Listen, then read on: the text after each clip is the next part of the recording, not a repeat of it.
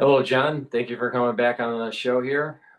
Just to remind the audience, please click the link in the description box, and that will take you to John's website. Please sign up for his periodicals and do a reading, maybe even buy some of his books. But throughout this broadcast, we'll talk about those types of items.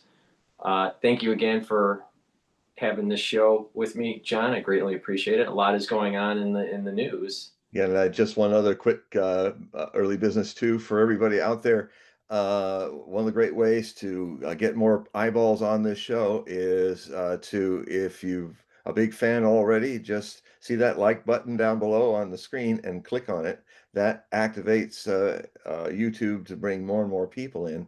And if you're new and if you want to just check us out, but if you find you like what you're hearing, then click the like button then. And that helps us a huge amount. We already have a thumbs up by Oscar. Wow, Oscar, thank you. So, all right. So just to start the table here, we have an event that's taking place in Mexico, and it's the president of Mexico that is having a lot of protests at the presidential building, which is sort of their White House. And Gen Z is surrounding, they're having conflicts with the police. They've torn down one of the safety walls already. Wow. This has been going on for about a day or so. And you and I were talking behind the scenes before we started the show that we wanted to talk a little bit about this. You want to give me your perspective on it first, and I can give you maybe my metaphysical critique, or do you want me to start? Actually, I think what you said before would be good. I would only simply say that I've been in that square back in 2010, and it's a huge square, and the Gen Zers were absolutely packing it. So it's a multitude were there. I didn't hear about the wall being torn down, but yeah. So start with what you were saying to me. That'll let me go in many tributaries. Okay. So my understanding is she's the first female president, but she's also Jewish. All right, and there's a reason why I bring up her being Jewish. We got to go back to about 15 years ago. There's a larger arc here, and it's like fractals, where there's a golden ratio and it just spirals out farther and farther. Similar to history rhymes, but doesn't repeat kind of theme here. Mark Twain. so actually, I was just watching some documentaries about Mark Twain. Yeah. But he was actually an interesting. I must be psychic. But he's an interesting character and extremely tremendous, very funny. My God, very funny guy. So okay, back to the crisis here. Yes. So about 15 years ago, there were incidences where Orthodox Jews from Hasidic communities would be killed in a terrorist attack, either in Israel or outside of Israel. And the Hasidic philosophy, some of the philosophers that are explaining why these events are happening, attribute it to where the Orthodox community wasn't reaching out to the secular Jewish community to bring them into the fold and be more religious. So they didn't pay attention. And a few years later, there were further terrorist attacks in Jewish Orthodox communities where their children were killed. And here's another spiral of that fib sequence where there is a curse that happens because something is supposed to be done. You're supposed to pay attention and to rectify whatever is wrong in the society or within your community. If you don't do it, then a further curse comes, and it's going to be more impactful. So what's the most precious thing to a Orthodox Jewish family? It's their children, because that's what carries on the line. Well, if you take that away, then maybe it wakes up the Orthodox community to rectify whatever the Godhead may think is wrong. All right. So they didn't pay attention when their children were taken away through these terrorist attacks. Now, fast forward to what happened just before October 7th of 2023. What happened was on Yom Kippur in Tel Aviv, and I think other cities within Israel, but I know of the incident in Tel Aviv, where there were ultra left Jews that were not religious that were actually desecrating the service during Yom Kippur, the most holy day of the year. All right, this is the Day of Atonement. Right, you're asking God for forgiveness, and you're trying to purify your soul and be written into the book of life. Well, they desecrated, and some of these people went into synagogues nude in front of these Orthodox people while they were praying for Yom Kippur. Now, what is interesting about this is one of the major organizers of this leftist group, one of his children was either killed or taken hostage during October 7th. Okay. May have been killed, but I'm not sure the details in this, but he definitely, one of his children were affected by October 7th. All right, so fast forward, October 7th happens. Everyone that was involved, or almost everybody that was involved, that was either captured or killed, were secular Jews. They were not Orthodox Jews. Now, this is another spiral of the fib sequence. All right. Through October 7th onward into current time, there have been protests on campuses. There have been infighting within the Jewish community about how the war was conducted in Gaza. So there's a lot of strife that's taking place, not just in the Jewish community between Orthodox and secularists, but also at the world at large. There's infighting that's taking place, and a lot of anti-Semitism is starting to pop up.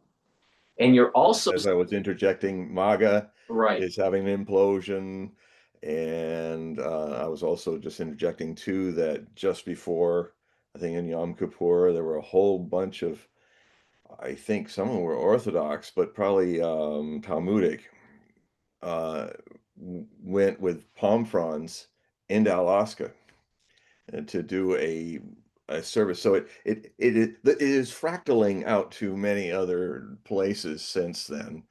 And then because there's a lot of complicated stuff to go over, let me also say that on the, on October 7th, I mean, I've shown the footage in Hogue Prophecy Reports. The Hannibal Directive had been initiated, and of the 1,400 Israeli citizens, Jewish citizens that were killed, half of them were killed by Israeli Defense Force helicopters. And the Hannibal Directive is that, which is another kind of going against your own people, because the Hannibal Directive is there by the Zionist state to make sure that if any of their people are being taken as hostage, that they are killed, so that the enemy Hamas doesn't have a bargaining chip.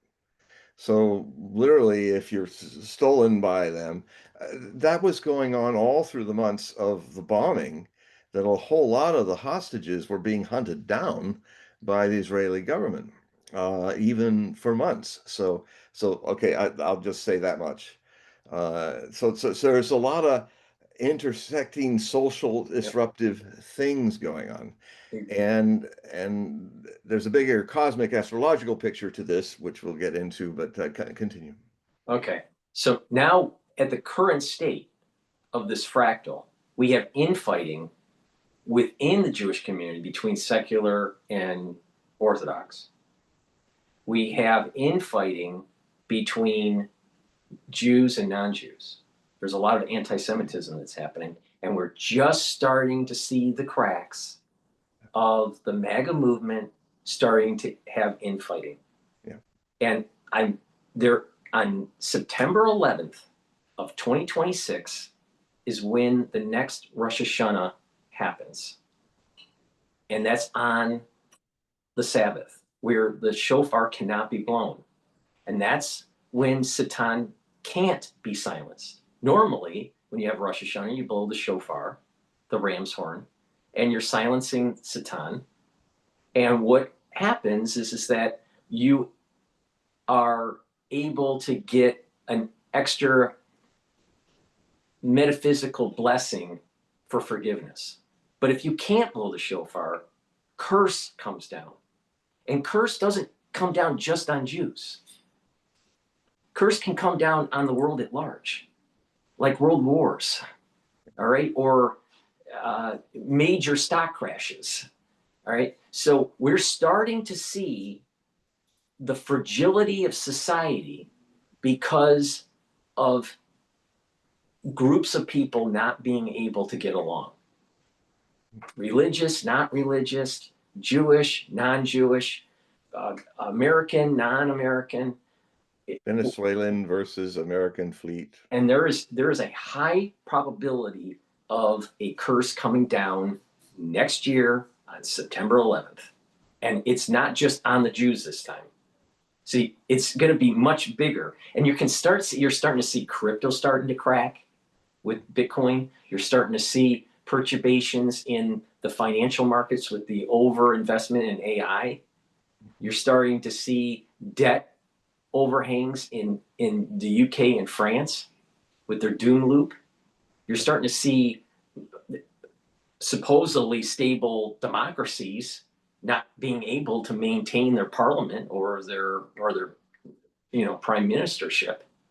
Well, it's like France, like Germany, and this does some. We're talking about heartland of Europe, France, Germany, England, the British. Those places are hotbeds of potential revolution in next year. So the main point that I want to give to the audience is that there is a high probability of a curse coming down on September 11th of next year because of the way the world is going, and it's not finding equilibrium and finding a way towards peace. And the curse that came down on the Jews in 2023 is going to be magnitudes higher for the world on 9/11 of next year. Yes, so karma rhymes with curse. It starts with the same, even though it's a different alphabet letter. My view of this is I can understand the use of curse. Actually, it'd be great if you can draw up while you're looking, maybe you can draw up the definition, all the different layers of meanings of curse. It might be interesting to see. I'm not able to do it right now, but sometimes in my Hogue Prophecy reports, like I started my last batch with in American Heritage definition, an old version, because the new American Heritage has taken out a lot of information, dumbing it down. So mine goes back to 1970. And when they really did the etymology well, and we looked at the first thing I talked about with my fight, the struggle between two Christian um, nationalists, kind of from John Brown to Charlie Kirk, both being martyrs at the precursor to a potential cold civil war that's been on since 2020 in the United States. So these things have been brewing. The structural decline of Israeli politics is something in Hogue Prophecy Report I've been talking about for years.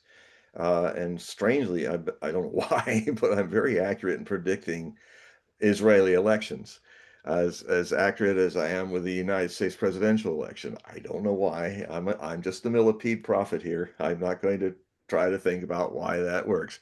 Otherwise, I'll fall on my back or something. So, because it doesn't require the ego thinking, it requires getting out of the way. So, the thing that I've been watching these things are, it's not so much a curse now. The curse or the karma coming home is just like, well, take for example my old analogy of you got a chain smoker, smokes a pack a day. Everything's fine. He's healthy, he's great. And then 40 years later, he finds out that his lungs are riddled with stage 4 cancer. And he goes, "Oh my God, what happened? I must have been cursed. Some curse has descended upon me." I see this as the all it's the same thing. We're having a structural crisis. We're coming to the peak of the fourth turning, the the 80-year cycle that we last time we were in it was World War II. And it's very interesting to see that a lot of the things that were plaguing us back then, fascism being okay, you know, whether it's Jewish fascism, whether it's other kinds of fascism, you know, the fact that Ukraine is absolutely, its government is absolutely overrun by fascists. And the possibility is that there's some scuttlebutt going on that Zelensky's to seal his deal with the gas pipe deal with Greece may actually not come home and may join his wife in one of the several mansions that he's bought with his ill-gotten gains because now the fascists, you know, the days where they had the Jewish poster boy that everybody, all the people are not too very well informed think, well, how can there be fascism in Ukraine when they have a Jewish president? You know, anybody who's really studied the Shoah, studied the Holocaust knows that there was a lot of Jewish collaboration with the Nazis. Certain leaders, you know, it's a human foible. It happens whether you're Jewish or Gentile or what, you know. And here's this guy who's now they're rolling out charges against him, not because they're any less corrupt than he is, but the biggest guilty act of any corrupt government is getting caught in the act. And you know, he just dipped his beak in a little too much and a little too obviously. He, in Biden's CIA head, had to fly all the way to Kiev during the war and tell him, stop being so obvious, stop dipping your beak so openly. It's not going to look good. So, you know, he went too far with it. So, all of these things are a pack a day problems, a pack a day smoking bad politics, a pack a day having Orthodox and secular people not getting along, uh, a pack a day since 1991 up through Ukraine's modern history, where it suddenly tried to do something that Ukraine has never been. It has never been a nation. All those groups of people that were in the Soviet Union that the communists turned into the Soviet Socialist Republic of Ukraine are were never chose to come together to make a nation. I mean, it would be like in the 13 colonies. If we had the 13 colonies and then we pulled in Canada and said, okay, you're part of America now. In our new country, we're no longer a British colony. We grabbed you too, which actually they did try in the early part of the American Revolution. And then suddenly you got the Canadians saying, well, no, we don't want to be a part of your new country. Well, you know, almost half of the people in Ukraine are not Ukrainians. There are Russians who have a different culture, mostly Eastern Ukraine. And the other thing too is another bit, one pack a day in Ukraine of all the propaganda that has been going on in the schools since 1991 or 92 when they became an independent state.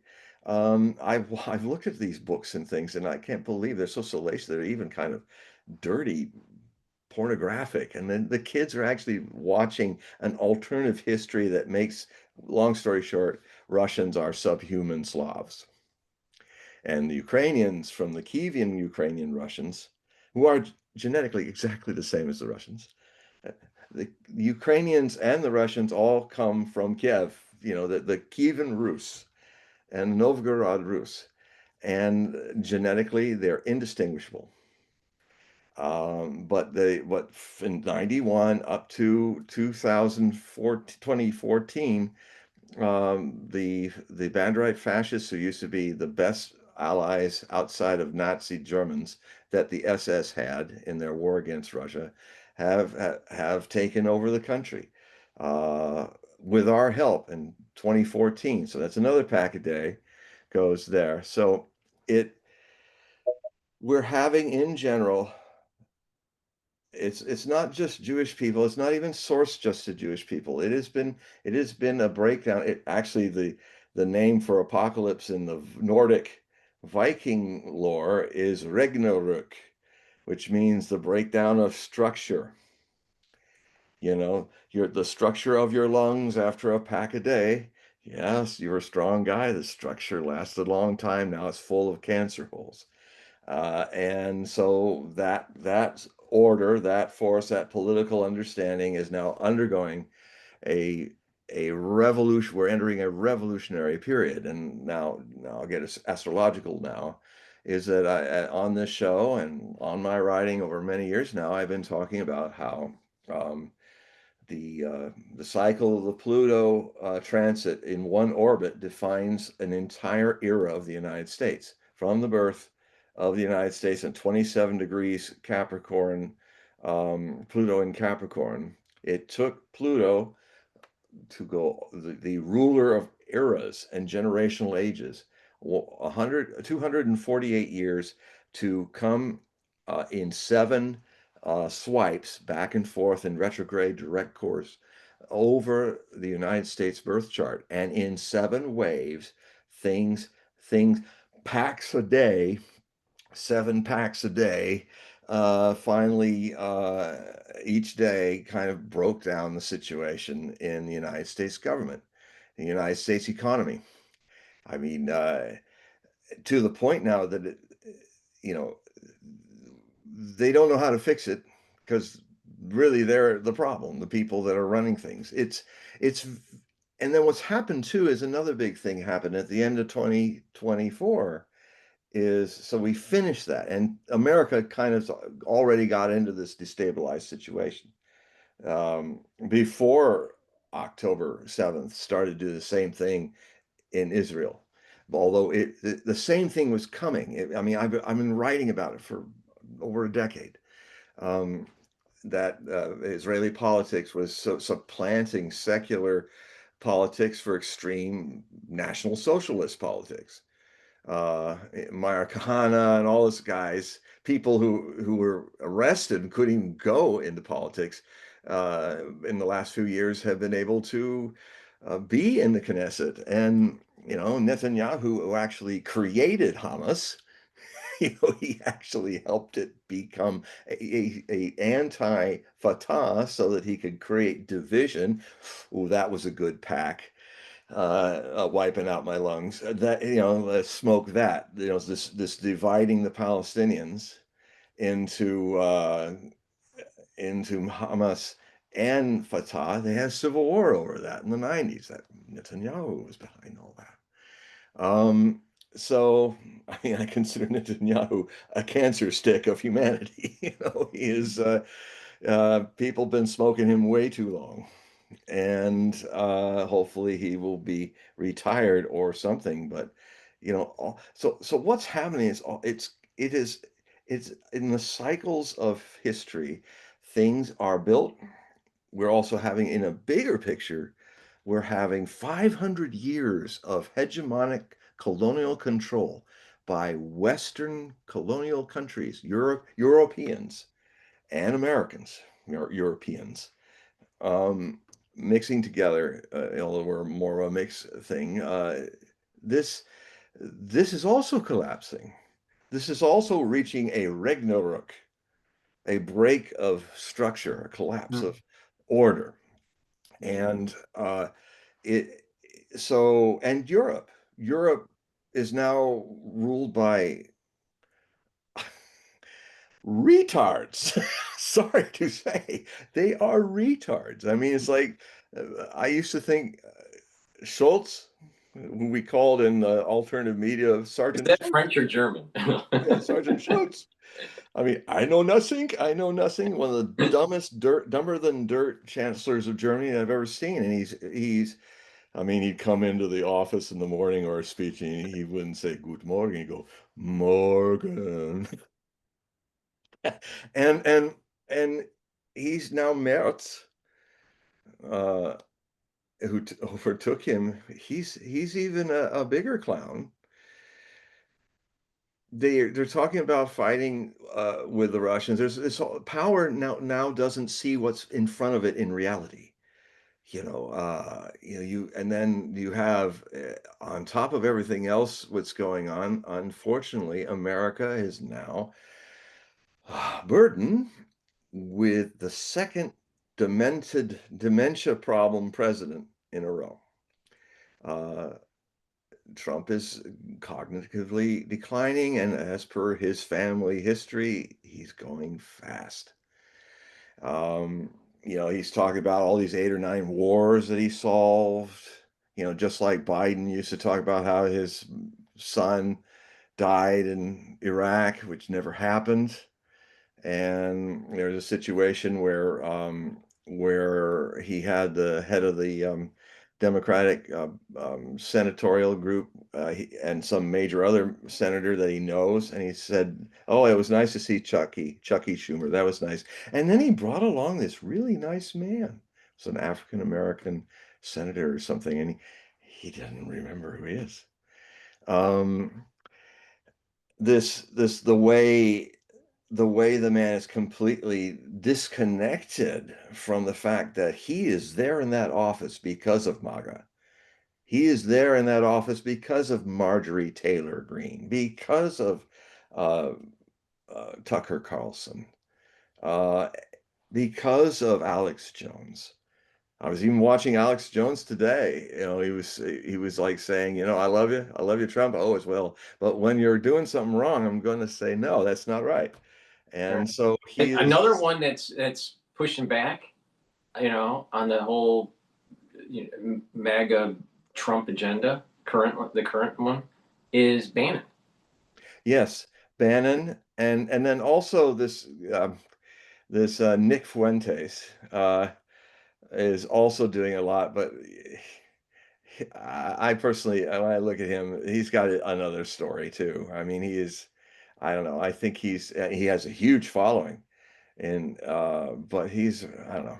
Well, I hear this is the take that I have with Nick. Nick seems to be this articulate, but he knows the He's pulse. vulgar.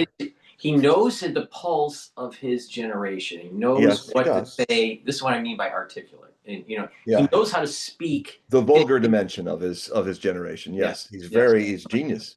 definitely. Now, Good luck with that. but but there's an element of being a shock jock, and I Yeah, don't know. Eventually that generation hopefully will start to, grow out of their adolescence yeah. Yeah, mindset. And he's brilliant adolescent. I think he's one of the most brilliant man children I've ever seen as a vulgar adolescent being just nasty. right. And he's gonna Truthful, but nasty. monetize this until the cows come home. But I think eventually he will there's two paths for him. See, Alex Jones is starting to die out. All right. He's like a star that's starting to, wither away. It's losing the luminosity of the star, Well, right? I don't know. His ratings have never been better. So Well, I that's just think I think his zenith point was right after 9/11, when he was focused on what was going on with 9/11, the inside job, what was going on with the Bush administration and the march to the Middle East and the never-ending war. I think yeah. that moment in time was his moment, right? That was, and it's been a decline since. But has his ratings been going up? Yeah, yeah, Yeah. yeah, yeah. I agree. But I'm not measuring Oh, success based on just ratings, but on actually what the person is saying and how it's moving the ball in terms of the society or changing the zeitgeist. Alex is a survivor. And I had a long Yep, arc with he's him. Gen X. I used to write really nasty articles about him. I thought, but then I saw him change, and I adapted to that reality. I think after the bankruptcy, I think he's been in a decline. But okay, so but I I see disagree, Stu but that's okay. We Peters. can disagree. It's a I free see I country. see Stu Between Peters. you and me, at least. I see Stu Peters and Nick Fuentes potentially becoming the next Alex Jones. And I'm not sure if they see Yeah, yeah, in a Stu Gen Z is way. not Stu's Gen X. Alex Jones Gen X. Oh, okay. All Oh, that's right. So interesting. so the question is will these shock jock, alternative media platforms continue to move the ball, on the football field, or will it be Gen Z? And It's I Gen think Z. literally Nick Fuentes, if there's a high potentiality he becomes the next Alex Jones. Well, yeah, I could see that possibility if he remained shock jock like Jones had been, but with some but very accurate. I would also say Alex has been very accurate about. And I'm not in the same political world that he is in, but you know, I've recorded now. He's very accurate. Now, but Fuentes is I mean, remember when Alex Jones, that's what really pushed my buttons with him. He'd take off his shirt and shows man boobs and just be an idiot going, sometimes, oh, look at me. And I just said, oh, God. And I think Nick Fuentes is in that phase. The question is he just riding, taking advantage of the the way things are going, will he be the kind of person who will grow like Tucker Carlson did and actually kind of note his mistakes and move on? I'm not so sure that he will. And also, in this climate, to be coming out openly as I don't like Jews, it's the Jews, it's not the Zionists that are doing this. I mean, okay, it's a free country, but that kind of shows kind of a suicide. Somebody who wants to. Well, What's the exactly, because term? if the Where narrative, somebody is kind of asking for it. well, yeah, because I hope nothing will happen to him. But I mean, I mean, in a world where everybody's calling fire about anti-Semitism, and you just stand up and say it's blood rather than psychological, it's blood libel. Um, Ooh, that just kind of feeds a certain group of people who have a very fine secret service called Mossad, who are geniuses at people. I would And not. You're right. I would not be yeah, surprised that Nick ends up dead sometime yeah. I in the mean, near he's kind of future. asking for it. He's got a death wish. I think Right. the guy's got a death wish. Well, I hope I'm wrong. I don't. But if what he's saying is true, all right, and then let's say Charlie Kirk was knocked out by intelligence agents of Israel, let's just say, then why wouldn't they knock Nick out? I mean, Well, yeah, well, because that's a good point. Because actually, Mossad and the Zionist regime in Israel are probably, and this is where Fuentes probably isn't seeing that he's being played a patsy, because the other way of looking at it is exactly that. Well, I mean, the Zionists, whenever they got some fire-breathing, real anti-Jewish Semite person, it's just then they can go, look, look, play the victim game. Oh, look, he's terrible. Look how he's doing. He really does hate Jews, and then that rallies the tribe together. It's a very toxic way to rally people together, putting a handful of Jews and the 441 million Muslims, Iranians, and Arabs, and then having them get in there by kicking everybody out and burning 700 villages in 1948, and then be openly like Jabotinsky and other great and founders make it, as I quoted, that they're saying, yeah, we robbed them, we pillaged them, we raped them, and that's why you got to always be vigilant.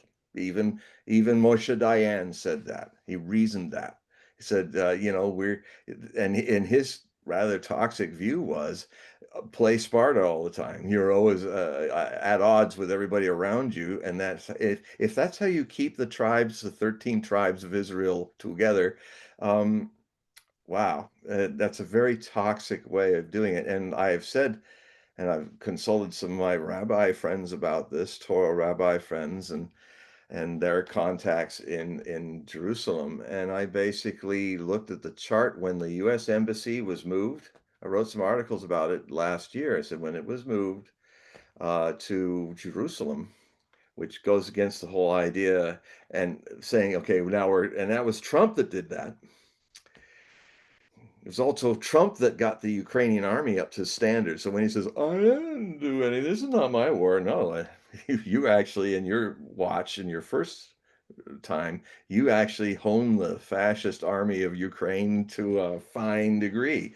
But I'm going off a tangent there. The thing is that I did a chart on the birth chart of the Israeli state, and I recently republished that article that I did way back, God, several years ago when that was happening, and I told my contacts in Israel and my American contacts to them, I was saying, um, this this will destroy. This is the step. Talk about another big pack of cigarettes one day somebody smoked to make a cancer. That step is now bringing on the cancer of the end of the Jewish state. That because the astrology just showed it, and there was, we just in October passed a terrible for Israel as a nation, the transit of Mars through Scorpio passed, and I talked about how it passed over all of these very key parts of the Israeli state's birth chart. Now, I don't know if I made it clear enough. I apologize if I didn't. I mean, I was thinking that something big was going to happen actually from that, but the other problem with it is that a lot of times, you see, when astrology is doing a certain dangerous thing, a kind of malicious potential conjunctions or transit, it can more often than not be the conception of an evil idea. And then, so it happened, the conception of something we're going to plant that now, or we're going to start planning for that. And it may be months, maybe even next year before the plan is surfaces, but it was impregnated in the minds of leaders that were going to do it in this in just last October, of this year. We do have a question, and we have a mic request here. But Oh, let me good. just read off the question. This is something that we weren't able to answer at the end of the show 2 weeks ago. You remember Mary, right? Yes, Mary. Hi, Mary. So Mary asked the question, I'm curious about what the every man can do, John. I'm thinking about the story of Uzzah. Uzzah? Uzzah. Well, maybe I'm pronouncing it wrong. Uzzah. Uzzah. I don't know who that is. The man who put out his hand to steady who steadied the ark when the oxen stumbled. So all right, now I know what the story is. So you know the story. That's from folklore. I think it's Jewish folklore. I think it's So yeah. basically, there was a ark that was during transit. All right. Yeah. Going from one area to another area within Israel. I think this is during David's time. Yeah.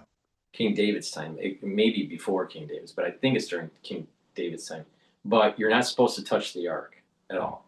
And there's a cover on it, actually.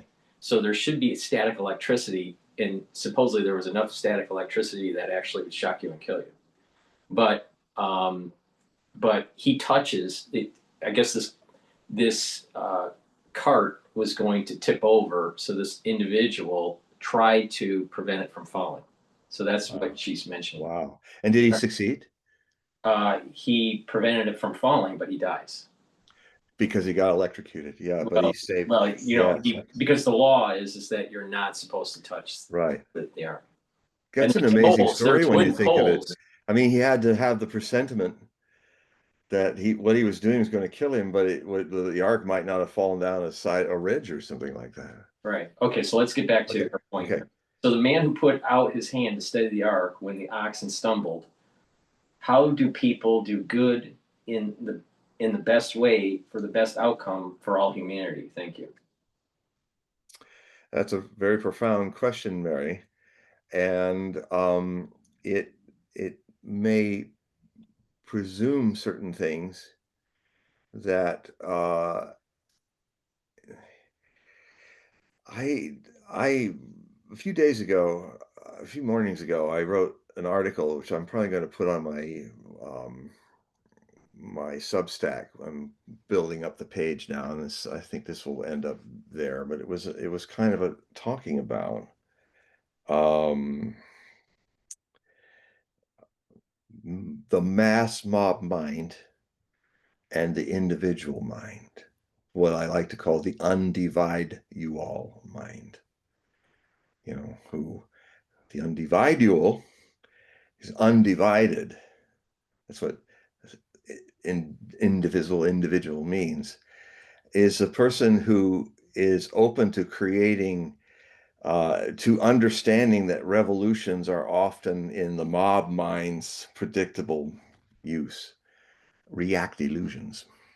Revolutions react illusions. They react, they activate, again, illusions. You hate the Tsar, you hate his secret police and his Duma, you overthrow the Tsar and his secret police, and you replace it with the Bolsheviks, who actually are worse than the Tsar.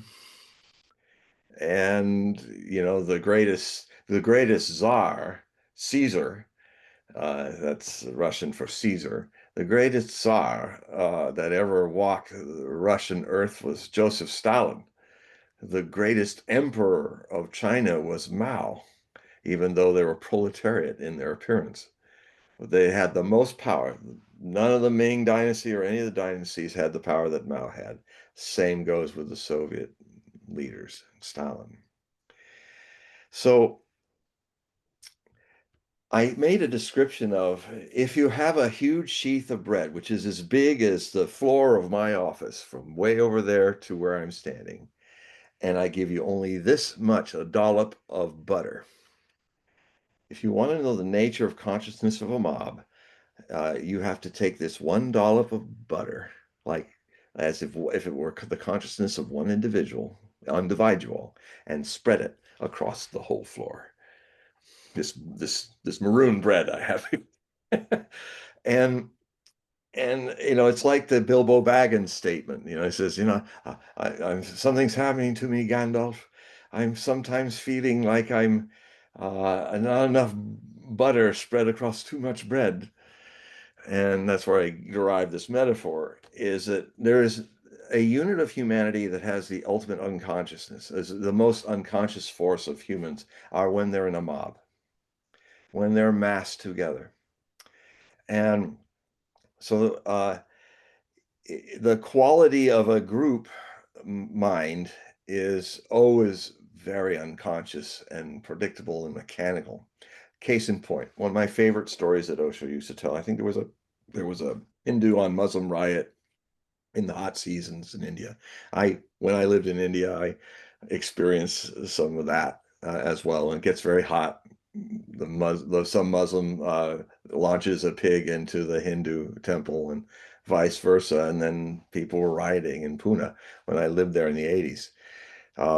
Amazing thing is you could be, one time I was going out from the ashram to eat a nice meal at the Blue Diamond, which is a few blocks away. And there was all this, like, it looked like some festivity was going to happen. All these excited young Indian Hindu men were all kind of hugging each other and kind of like getting ready. And I wondered what's going on here. I go into the restaurant, and then the people at the restaurant were incredibly slow in getting my food cooked, slower than usual, putting my food down, waiting a very long time before they brought out the bill. And I was wondering what was going on. And they didn't say anything. It's amazing how people just know in India about things are happening. So then when it finally happened, after 3 hours having to sit there for 3 hours, they let me go. But I was able to pay my a few rupee for my meal. And then I walked the back, went the same direction I came, and what I saw was nobody on the streets. All the Muslim shops were ransacked. It was the detritus of a major riot just outside the gates of my ashram. So I realized that they were protecting me.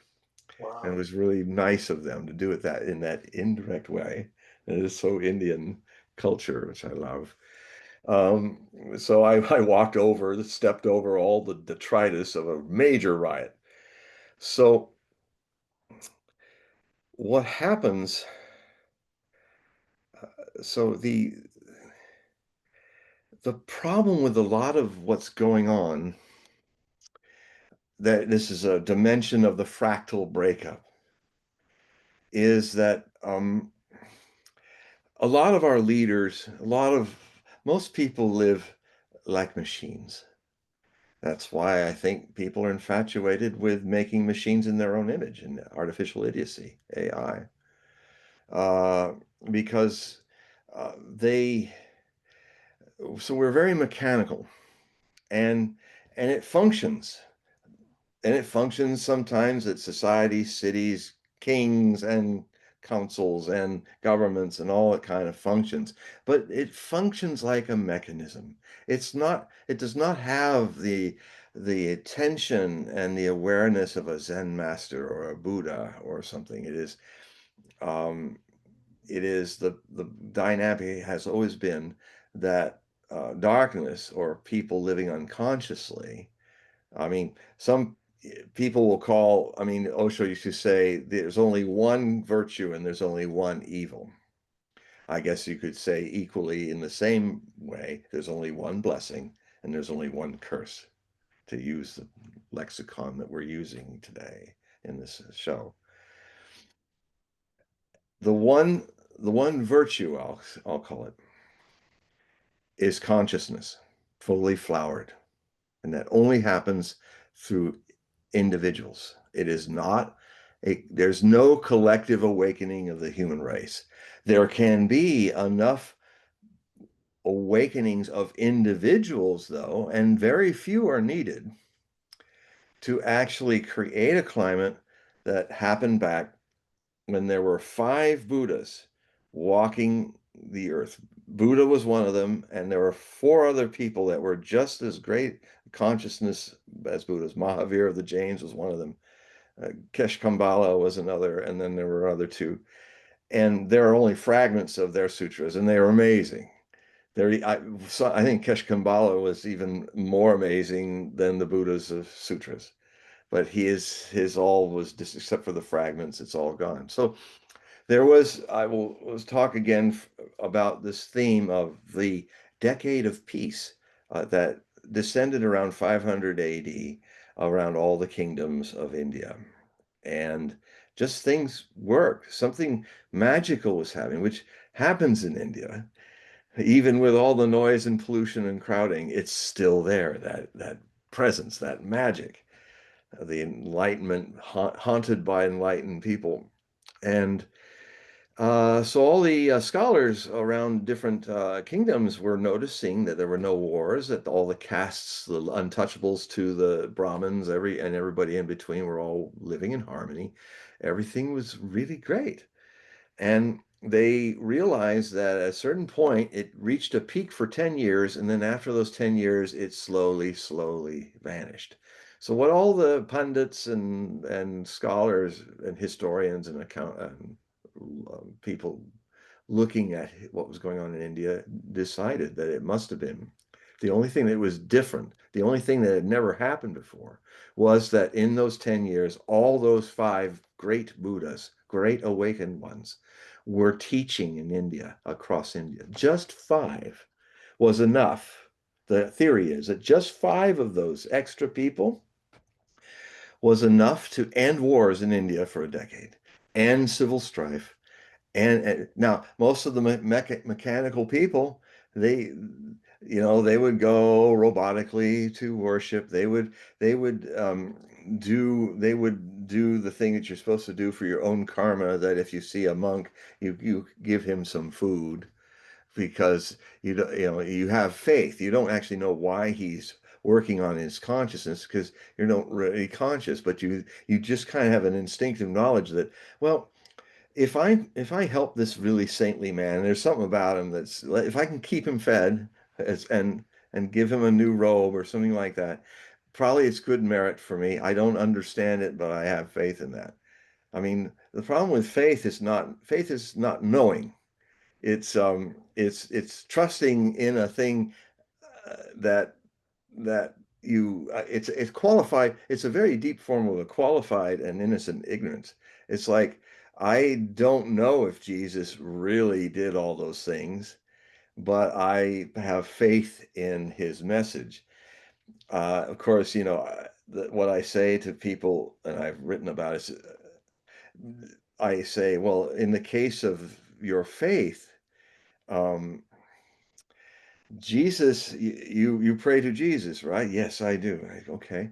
Do you know that Jesus never knew that name? That name was fake?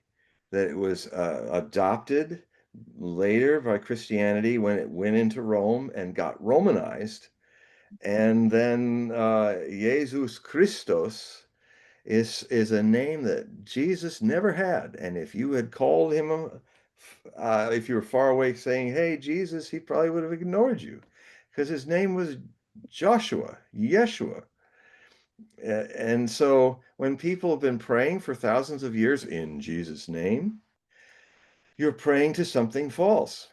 And Matthew 27, in the little apocalypse, when Jesus himself is talking about the end times as an apostasy crisis, a crisis in faith, a crisis in trust. There's a famous one I'm just going to paraphrase, is that, but Lord, we casted out demons, and we did this, and we fed the poor, and we did all these virtuous things in your name. And he just basically says, not in my name. You know, you never knew me. I never knew you. Well, how, if you want to look at some long chain smoking situation, which has put Christianity into a cancer potential situation, is for 2,000 years, Christianity has not been praying to Christ. Well, you've been praying to Christ, which is a fake name. You've been praying to Jesus, which never was his name. And I would just, all you Christians out there, why don't you spend the next 21 days praying to Yeshua? This, I've this, done this, this meditation. you're bringing up something that's really important to really hit home here on the metaphysical, because even in Judaism, the name of something is super important because of the gematria. If you change the letters, the spelling, or whatever, you're changing the numerical value, That's right. and you're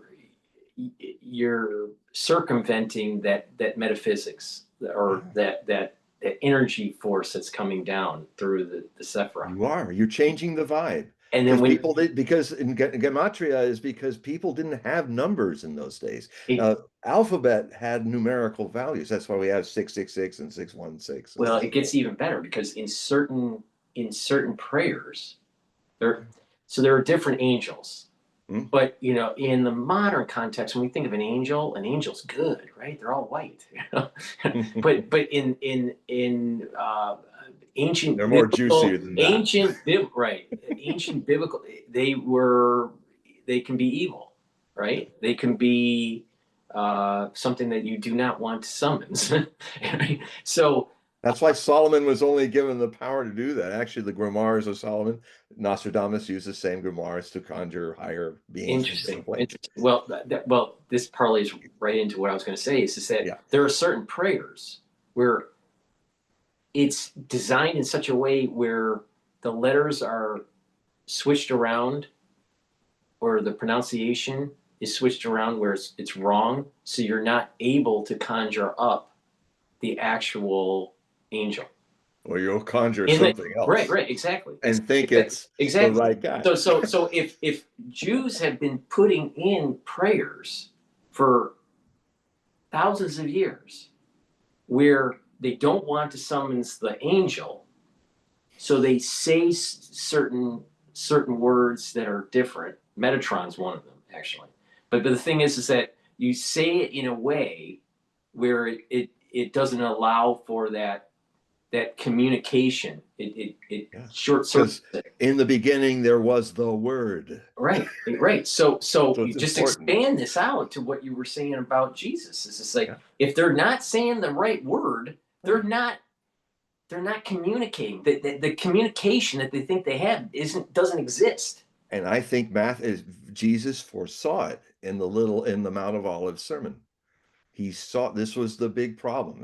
And hey, we're less than 8 years away from the real Christian millennium happening, which is not the birth of Christ, but the passion of Christ marks its 2000th year in 2033. So in this bigger picture, we're dealing with all the breakup of an entire age of the according to some of the prophets in the Catholic faith who are kind of more into this. They're not so in. The book of Revelations is about, we were talking last time, I think, is really about the first century AD. It has nothing to do with us. But the apocalypse of Christ, wrong name, sorry, see the habits there. The apocalypse of Yeshua or Joshua, you know that that's where the 2000 years of kind of projecting stuff on that, all those people praying to the wrong vibratory thing, is exactly what Matthew 27 is talking about, in my view. If one, I always eschew any Sunday school, Friday school Muslim, Sunday school Christian, Saturday school of the main Western religions. I mean, I I do look with innocence at the prophecies of all traditions. I know what they're saying about it. I'm not ignorant of what has been put upon these prophecies. How else would I know if you drop them and try something else, something new comes up? If I didn't know what potentially may be wrong. And he's basically saying in that judgment is, you guys for 2000 years, except for a handful of you, you have not prayed to me. You've prayed to some false name. And as many people who love St. Paul, and I know St. Paul did a lot of great things, but his greatest mistake is he Romanized a Jewish reform movement and turned it into Christianity. What does that mean? Of Christ. And the Christ name is false. So who then is the Antichrist? By mistake or by unconscious choice, the very people that proclaim Christ, well, they're pro-Christ, but they're anti-Yeshua. And so I tried it once when I was doing intense meditations. I thought, it felt so true to me that Joshua is the name. And so I started to, I prayed and to Joshua and in his name. And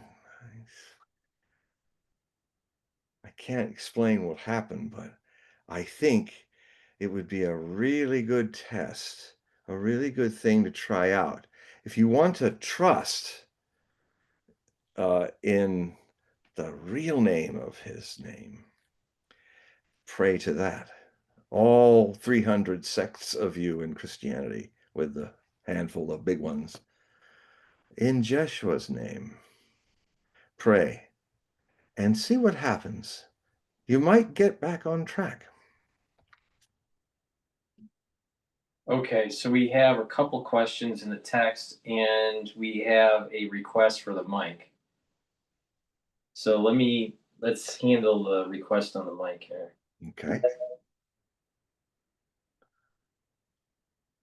You're on. Hello. Is it me, Paul? Yeah. I have a question. It's an interesting topic because it's funny. I've been watching the movies lately with the subtitles, And I've noticed a prolific use of the word Jesus Christ. When they swear on tape, they always will swear Jesus Christ. And I didn't realize how prolific it was, but whether it's something I'm just observing, but I thought it was interesting to the conversation about Yeshua versus Christ, and maybe what is it you're summoning when you use the words. But Well, yes, it's a great. I mean, what's your name? Oh, this is Don. Oh, Don. Hi, Don. So I always find it very interesting when I talk about this name issue to members of my family, to who are Christians, and other people, and even former Russian Orthodox Soviet people who became sannyasins, I talked to him in the jacuzzi one time about it, and I'm always surprised when I said, "Well, are you aware that this Jesus Christ name was not ever his name?" I find it very shocking to me. It's almost to me as shocking as what's currently happening, where the term anti-Semite is completely owned by Zionists. And the habit is, and I said, well, Palestinians are Semites too. Arabs are Semites too. So if there's a Holocaust of Jewish Semites, it's terrible, but you guys just point fingers at everybody else while you're murdering 700,000 Palestinians, and the count is probably 1 million now. It'll probably be another year before the guys that count that kind of stuff, they take about 6 months to catch up with. I just did an article in my last bunch of Hogue Prophecy articles where I showed how over from October 2023 and up stage after stage, I had quotes from articles where I was saying it was going to by now be around 700,000. And now a prestigious group of guys published that it was, and this was actually in April of last year, they said it was 680,000 dead. That's the estimate, the more factual estimate, because when you destroy Gaza and you destroy all functioning civilized systems, governance, food, water, churches, universities, I mean, these guys went into here and razed all of that. So this is in genocide, it's classic. You destroy the culture. You wipe out the priesthoods. We are the muezzins. You do all this. This is even more disgusting because it's Semites killing Semites. Cousin brothers and sisters of Abraham have decided to do what the Nazis did to them. Where's the karma of that going to go? Talk about kind of misreading things. Is it any wonder that the world is also waking up to it? And of course, and that's where I think Nick is really showing his immaturity when he starts to do the play a real he's a real anti-Semite. Well, I mean, he admits to it. Yeah. He very, very, the thing is, coming from a Jewish perspective, Yeah. I feel as though that there is a large segment of the Jewish population that allows the hijacking of the religion through the Holocaust and through this misuse of anti-Semite. Mm-hmm. What they really should be saying is anti-Jewish. Yeah. Because that's really what's happening here. It's anti-Jewish, yeah, because it's not, I don't know, maybe it's not politically correct or it's not the right term to use or whatever. But within the Jewish community, there are so many people, and you even notice if it's a Shmuley guy that's a Orthodox rabbi that used to be the rabbi for what a strange man. Michael Jackson. Yeah, I know. So I've seen him do things where he's rubbing himself up against his children and all that. He's a very strange man. Yeah, I would not be surprised if I don't know for sure, but I mean, I wouldn't be surprised if he's on the Epstein list. Yeah, well, I think he was in some of that. Well, Yeah, I would not be surprised. But the thing is that even certain Jewish Orthodox sects like the Lubavitch have denounced him. So there's an infighting that's going on with him and other Jewish individuals high Is up. Lubavitch more show? Well, it's like Chabad Lubavitch. Okay. He comes from a Chabad. Well, I know him, but I'm trying to. He's not Talmudic, is he? Or is he? Well, The other big group well, starts with all right, SH. Satmar. The two big ones are Satmar and Chabad. Okay. Now, both of them read But the Torah, I'm talking about Torah right. versus Both. So I'll break this up into three sections here. Both read the philosophy of the Ultra Rebbe, the Tanya. Okay. All right, which is heavily influenced by Maimonides, which was a philosopher, a Jewish philosopher, that's back in the 1300s, I believe. Now, Satmar is more probably focused on Talmudic studies and the diamond industry in New York, right? And Chabad is more outreach to try to get ones that are secular Jews to be more observant. Okay. So but both of them study the Talmud. But I would say that Satmar is a little bit more ultra Orthodox. All right. Okay. All right. Chabad is Orthodox, but it's not. I wouldn't say that it's ultra, right? Yeah. Okay. So, but the point here I'm making is that there are so many Jews, secular Jews, and also Hasidic or ultra Orthodox, that the religion has been hijacked by the Holocaust. The thing, yes, there was atrocities and all this, but the thing is, you need to move forward. Yeah, you got it. Otherwise, you it's stop thinking in the victimhood. past. Yeah, it's in the past. You got to move on. Wait, hold on. Yeah, otherwise, it's kind of in an odd way playing with a wound. Yeah. So, but of course, what's happened now, it'll never be the same now. In fact, this whole situation since October 7th, 2023 has kind of stirred up the whole world about it, because how the people that hold on to the Holocaust as some way to look, we're victims and look what happened. It doesn't mean it didn't happen. It happened. And John, but that's over now. That's over now, because if you're doing exactly what the Nazis did to other Semitic peoples, that's the cat's out of the bag. This is the argument that Ben Shapiro uses, Mark Levin, right? And Shmuley. Which argument?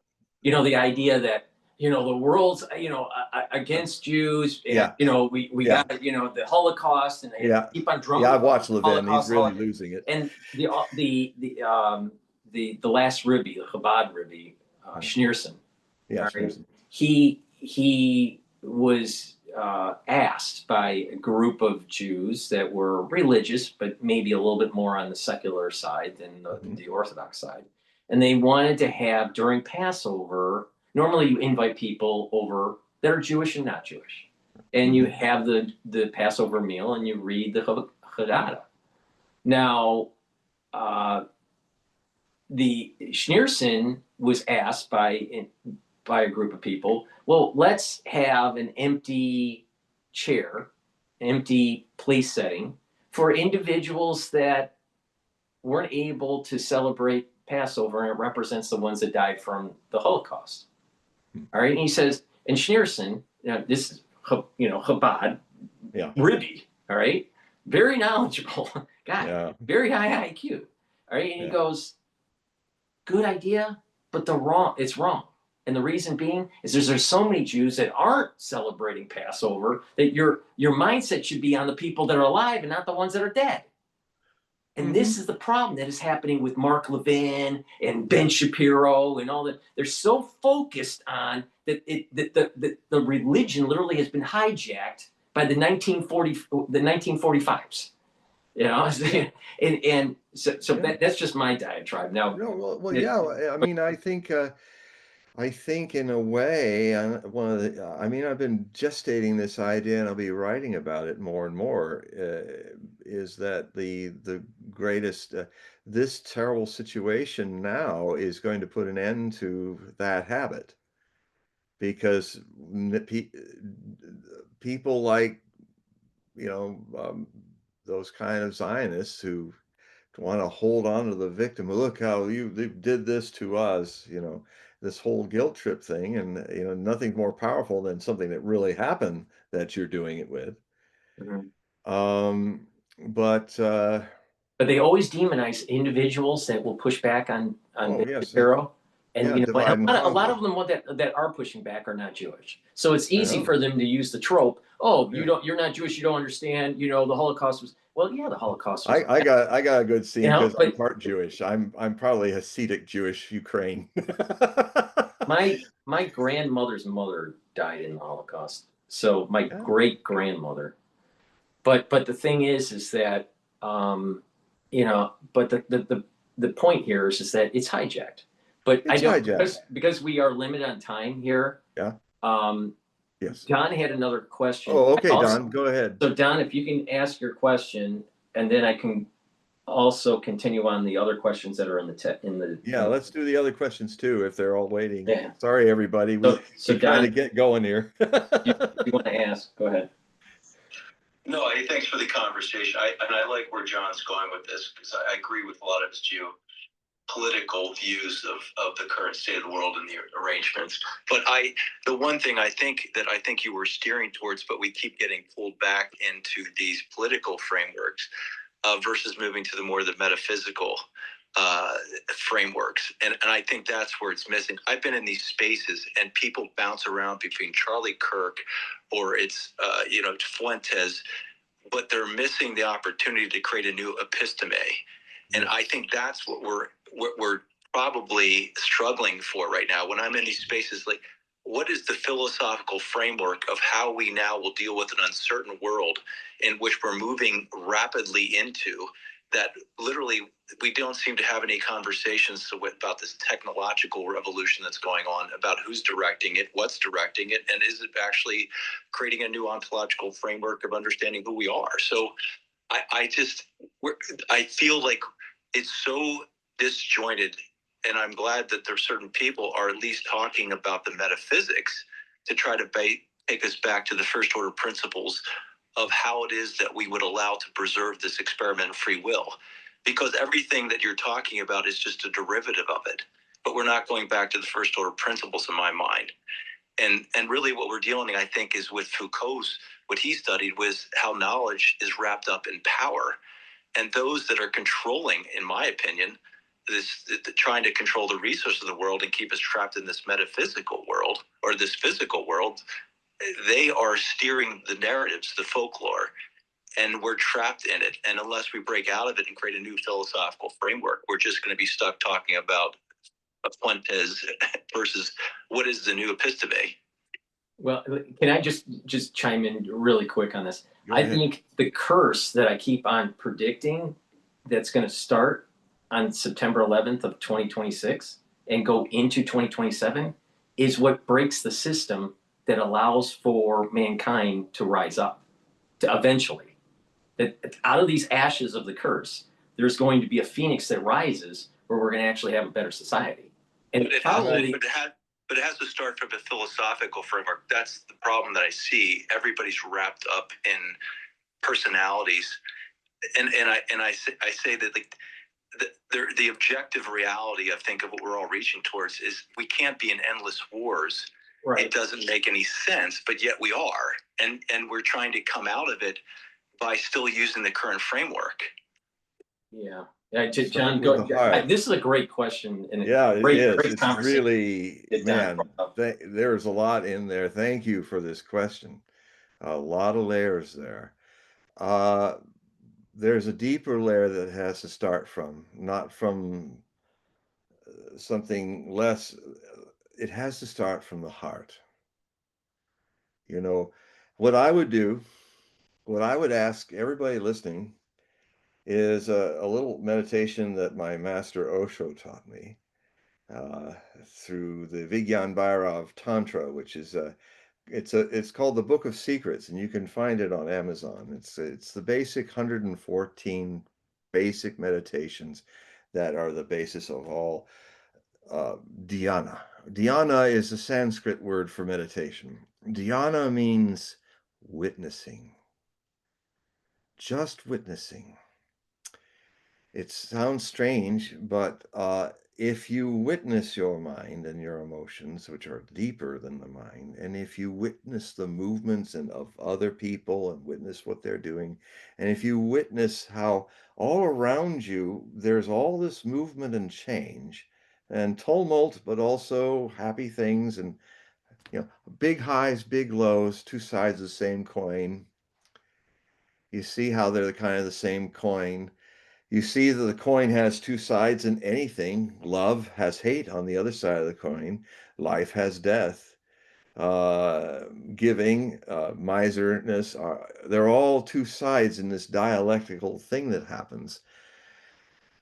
But it's more, if you're watching them, to use this metaphor, because what I'm trying to describe is something that's beyond words, beyond the mind, but it is our very nature.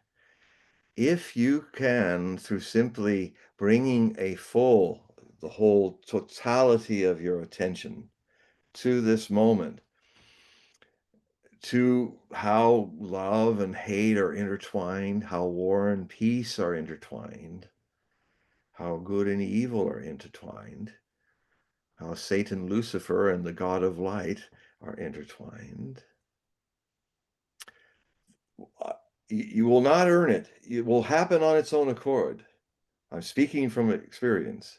You will not earn it, but one moment it will not be understood. And then without any effort, you will see who is holding the coin of two possibilities and who is unconsciously flipping it from love to hate, from hate to love. It's a metaphor. I'm speaking about, I'm hinting at something that's beyond language. I'm hinting at something that doesn't even exist. It's even free of that. Therefore, it is also, it doesn't, it doesn't unexist either. It is free. Consciousness is free. And consciousness can only come to its full flowering in an individual. It cannot happen to a group. You cannot take that butter and spread it across a group, because then the bread will still remain high and dry in unconsciousness. And that is why in some of the things you were talking about, or how people could do these things, they have a group orientation, and therefore to kind of fix the problem, the way to fix the problem is to be a light unto yourself. And if you then can share that light, and more people then start to see that light, they also start to become a light unto themselves. That was Buddha's final words before he passed into Mahaparinivan, which he dissolved into the whole. He said, Apo Dipo Bhava, be a light unto yourself. And he was a master of jhana, which is the Pali version of the word dhyana in Sanskrit. Jhana went with Bodhidharma to China and became Chuan. Chuan, when it moved to Japan, became Zen. This is not Buddhism. Zen is beyond. There's no such thing as Zen Buddhism. Zen is an evolution beyond Buddhism. And so what is needed is Zen. But that can only happen within your own heart, in your own being. Only you can discover the traveler that moves through all this change, always changing, good experiences, bad experiences, dark eras, good eras, all flipping coins this way and that. But by watching things as they are and as they go, there can come a moment where one moment you are not knowing who the traveler is, and in the next unguarded moment, you discover who the traveler is. It's just as simple as that, because this point of ultimate awareness is missed by all of us because it is the ultimate ordinary state. The whole existence is born out of ordinariness. You have never been other than this because the source of the divine is in you. But you're trained to look for it out there. And you search for lives and lives, and you get frustrated and you try to meditate, which is a doing. Meditation is the art of doing no thing and being in a state of no thingness identified. And then when that happens, the heart is guiding you. Like I was saying about this meditation that Osho from the Book of Secrets. It's a meditation I really loved, and it's a meditation that everybody listening now, you can do it. You don't have to get on a special dress or sit in a special corner at a certain time of the day, which is an important thing when you're starting meditation. There's nothing good or bad about it. It is good, but and then what you do is so what this meditation is for 3 weeks, 21 days. The vibratory number of 21 is important. It's 3 sevens in trine. It's the divine source in numerology. Is that you go about your day 24/7, waking and sleeping. You think, you act, you don't change anything, and you don't try to control or make things happen that are coming up when you're doing this. But what you do is simply imagine yourself and picture yourself from your inside inner eye. Picture yourself without a head on your shoulders for 3 weeks. It is a very subtle thing that changes if you do it for 3 weeks. So when you're going to sleep, see yourself getting tired and sleepy, and you're laying in bed and you're watching sleep come, but you're watching in bed without a head. When you're in an argument with somebody, argue without a head. If you're happy, be happy without a head. Sad without a head. You will discover that the subtle conditioning, one of the most subtle conditionings, is that we're head oriented. Otherwise, why do we say he's the head of our state? He's the head of our country. He's the head of our corporation. Do we ever call him the heart? He's the heart of our country. He's the heart of the state. No, the heart. See, the problem is, one of the fundamental problems is the way we're conditioned. We come in as Buddhas, and then we're turned into egos. And the Buddha's still there, but it's not, the attention is to be out, out, out in the ego. So everybody's out, out, out. And so the subtle control that we've been programmed of making things all about the head rather than the heart is because when this body-mind vehicle was programmed to follow whatever society it was born in, between the ages of 7 to 14, most of us stop spiritually growing.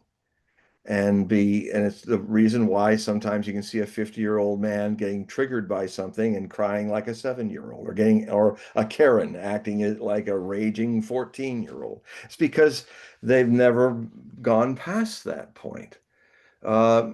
They can re-engage it, but the problem is that if the body-mind vehicle that we are in, and we're the sole driver, let's just call ourselves the witnessing source from the divine driving this vehicle. If we are driving it, the way into the body-mind vehicle for this, which is not a part of our body-mind vehicle, it's free of it. It's visiting. It's never born or dies. It's visiting in these mortal forms, is through the heart. The heart is the doorway from the body-mind vehicle to the beyond. But what we're conditioned to do is put the head, the brake. Let's call the head the brake.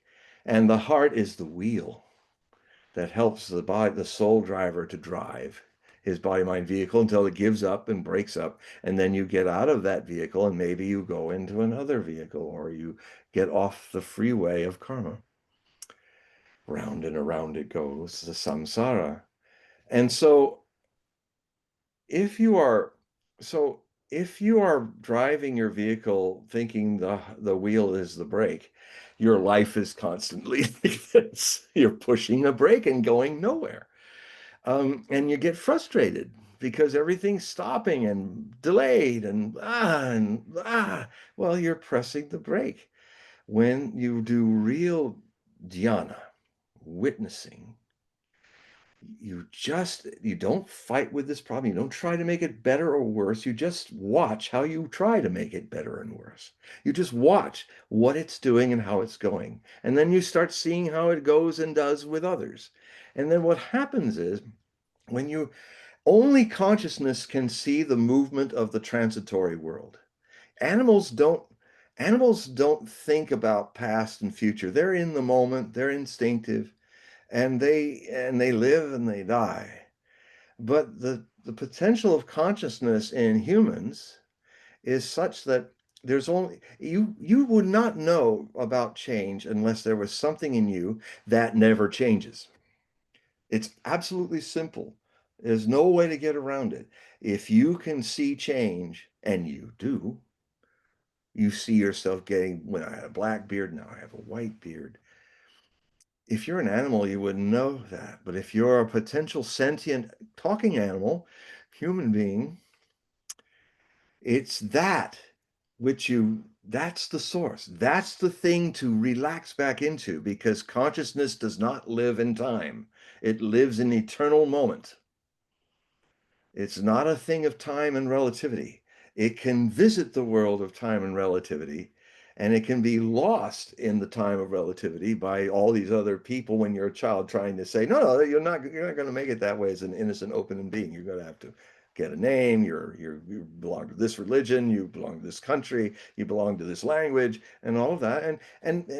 And if it were, and it wouldn't change if we had a more enlightened society. What would happen instead is that the thread is not lost in our teachers, because all teachers all over the world do not draw out this Buddha that's come, this gift of existence that's come in every newborn baby. And what they're trying to do, and they're well-meaning, but they're unconscious of the fact what they're doing is not drawing out. Education means to draw out.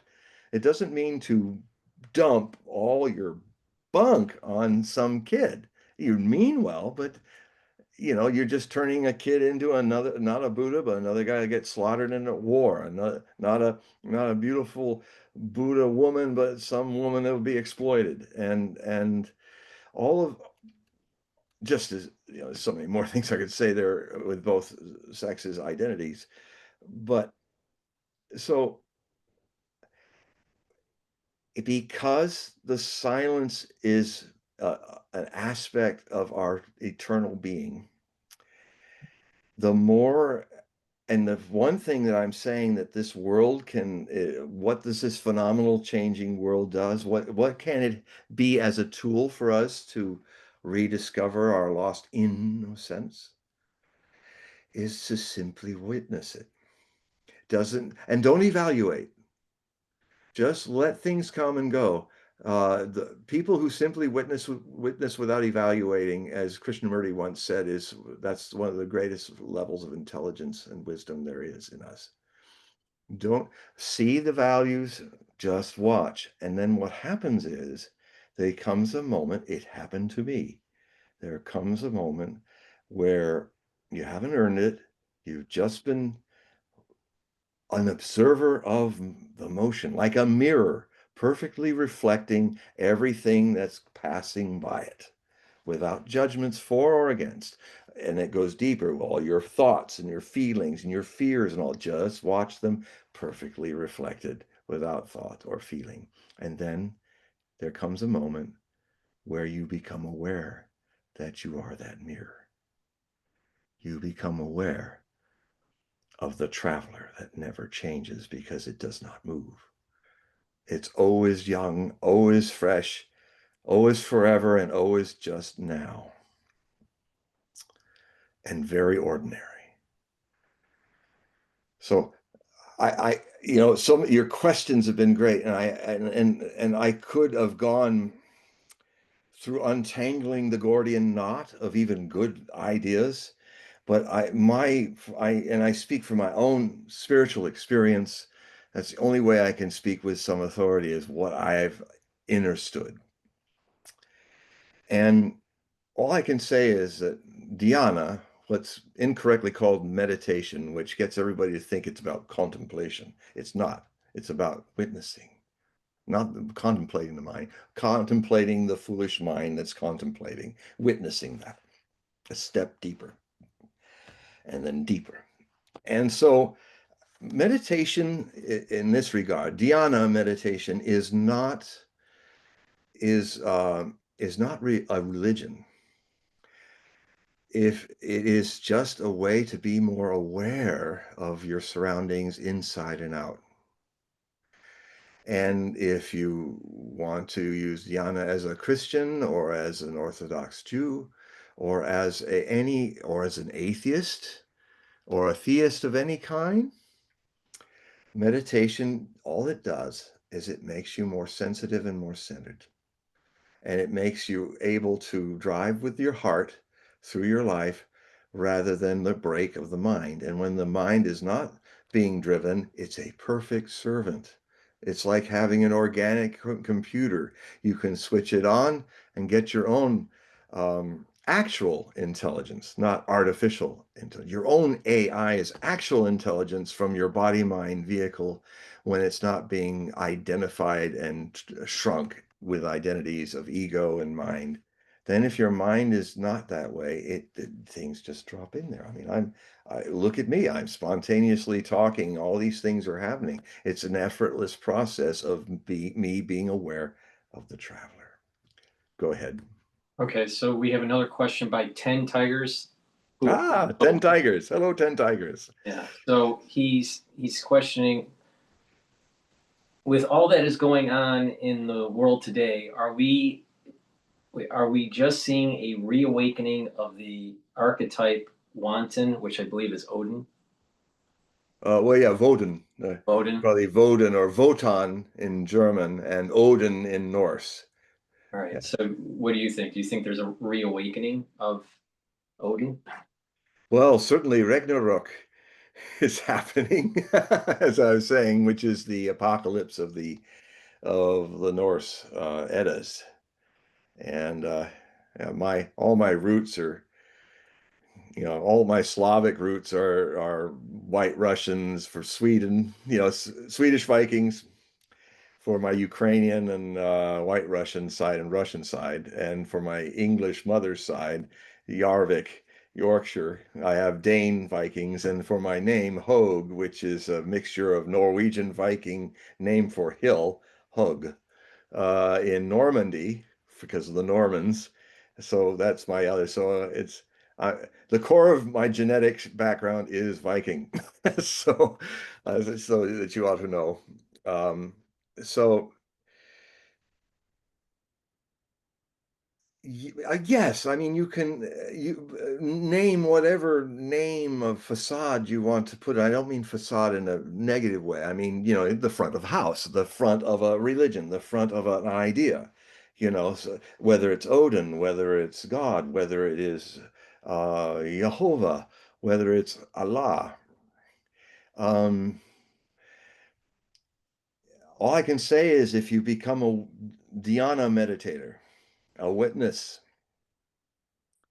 you will you will you will gain effortless insights into these things.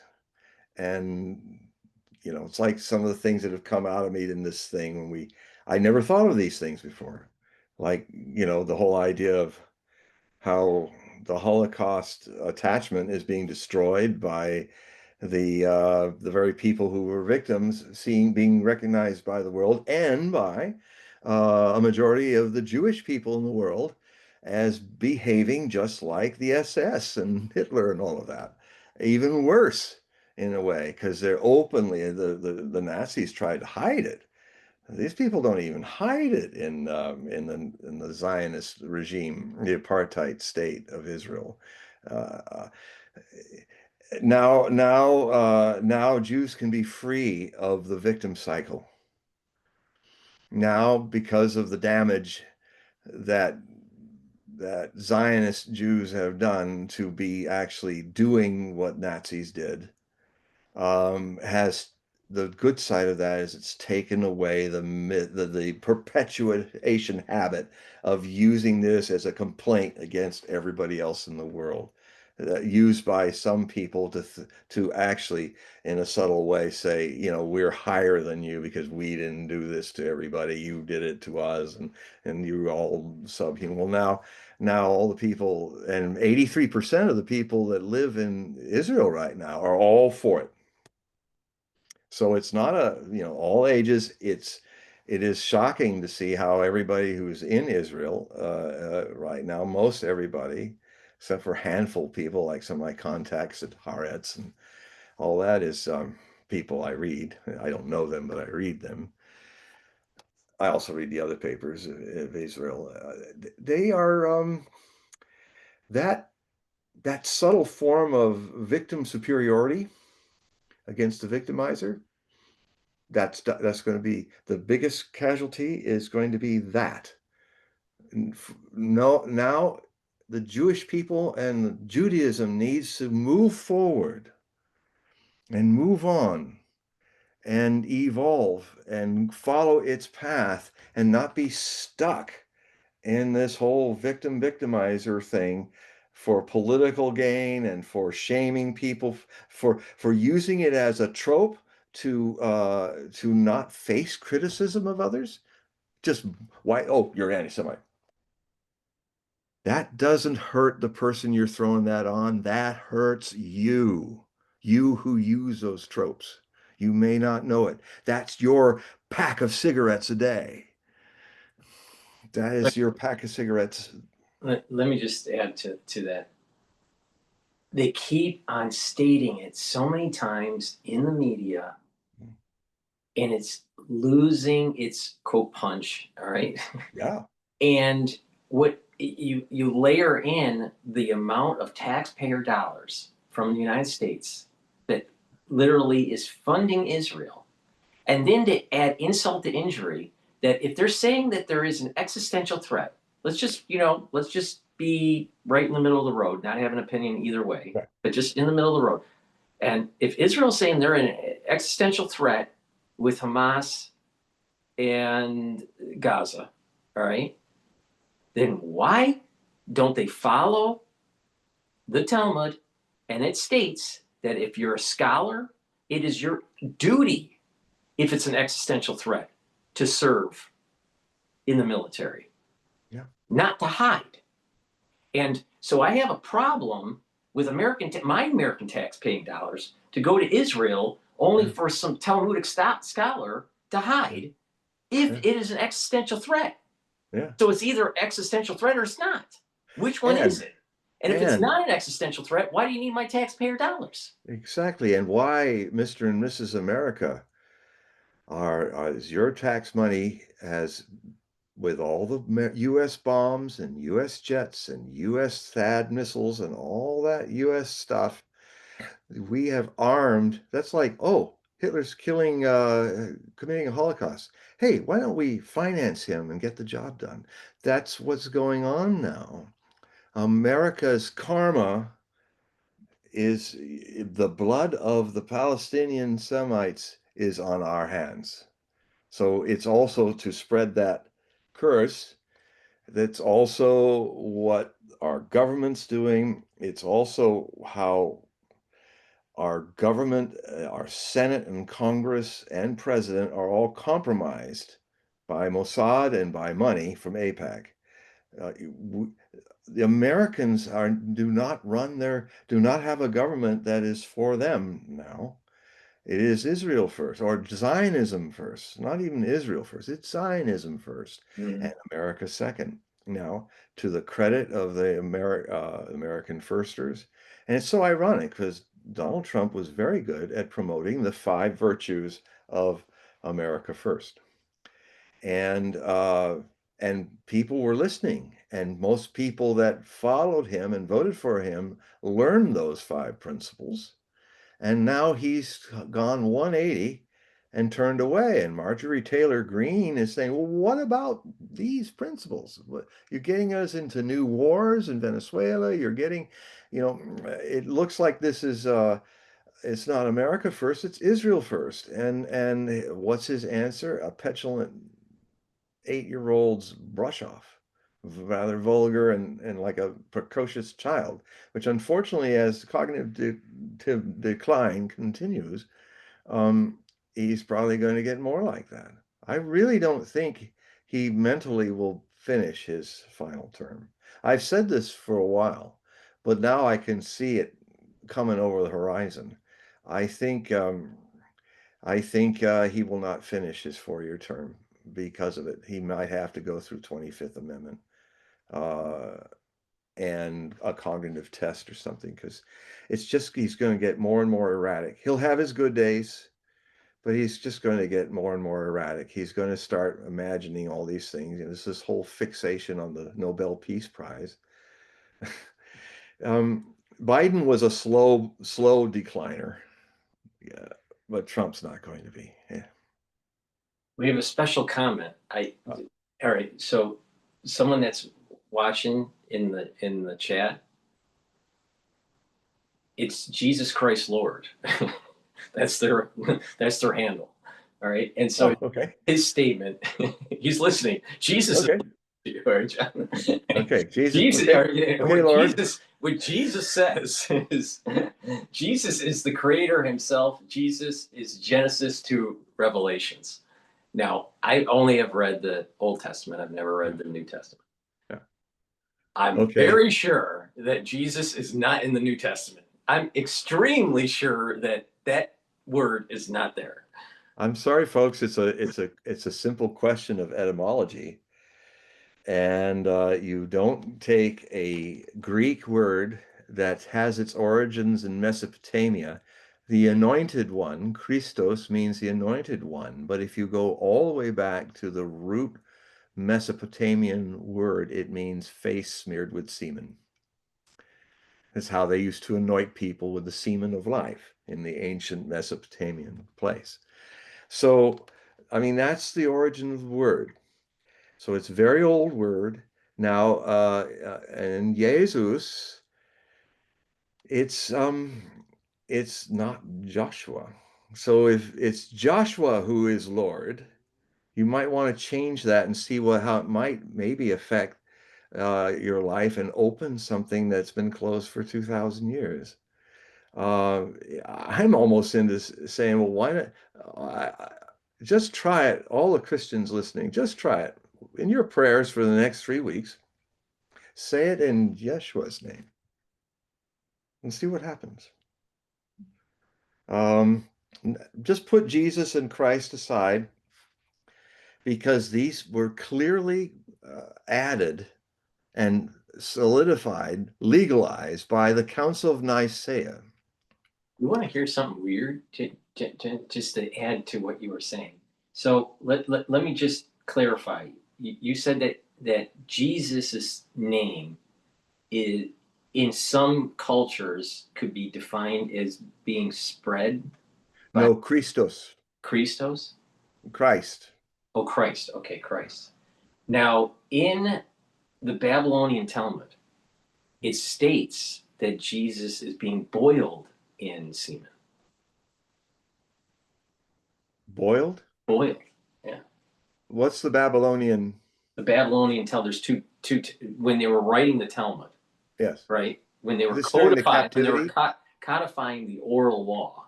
Okay. Because of the destruction of the temple, they were afraid that the oral law would be lost. They wrote it down. There were two versions of the Talmud. One was the Jerusalem Talmud, and then the Babylonian Talmud. Babylonian captivity, yeah. Right. So the one that most people learn from is the Babylonian, because it's been the most edited in terms of, it went through its, first, second, third writings, then and then edited and condensed, and the debates between the rabbis. Yeah. So that's really the go-to Talmud version. But the Jerusalem Talmud was another sect of Jews that wasn't edited, and it's kind of like in a rough draft.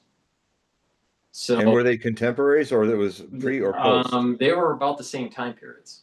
Okay, so they survived the destruction of the Yeah, temple, of the second temple.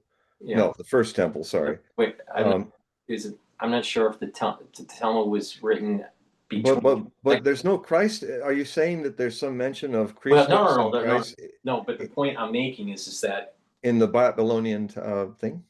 Jesus's Jewish name Yeah. is mentioned in the Babylonian Talmud, and it talks about him going against the orthodoxy.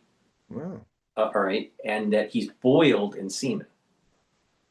Oh, really? Yes, Well, they and know this the is part of the reason. root. They know the root. Well, exactly. That's the point I'm making. That's the point I'm making. Absolutely. And then you have all these I'm not going to use the word anti-Semitic, but anti-Jewish individuals that are misinterpreting what is being written in the Talmud, and they're not paying attention that there's a deep history line to this. Can you give me that verse in the Babylonian Talmud so that I can quote it? I'd have to. I mean, if you can find it in an email later, not Yeah, now, but yeah. yeah, because that needs to be spoken because that's the etymological connection. I Right, mean, right. smeared with semen, boiled with semen. It's it's what Christos from early Semitic Abrahamic times was then talking about after the shock. Now consider that the whole rethink and trying to get it down and get the codes right, because these are the survivors of the first temple being destroyed and the first destruction of Jerusalem by the Babylonians, and they're all captive. And in that period of the captivity, I think it obviously sounds that this is where they were trying to create something that could travel and be as a race of people who are cast out of their homeland, and how to preserve it. And so they worked very hard to get it right. And I was not aware of that. Boiled So with wow. there's scholars that are debating if he's being boiled in excrement or in semen. Okay.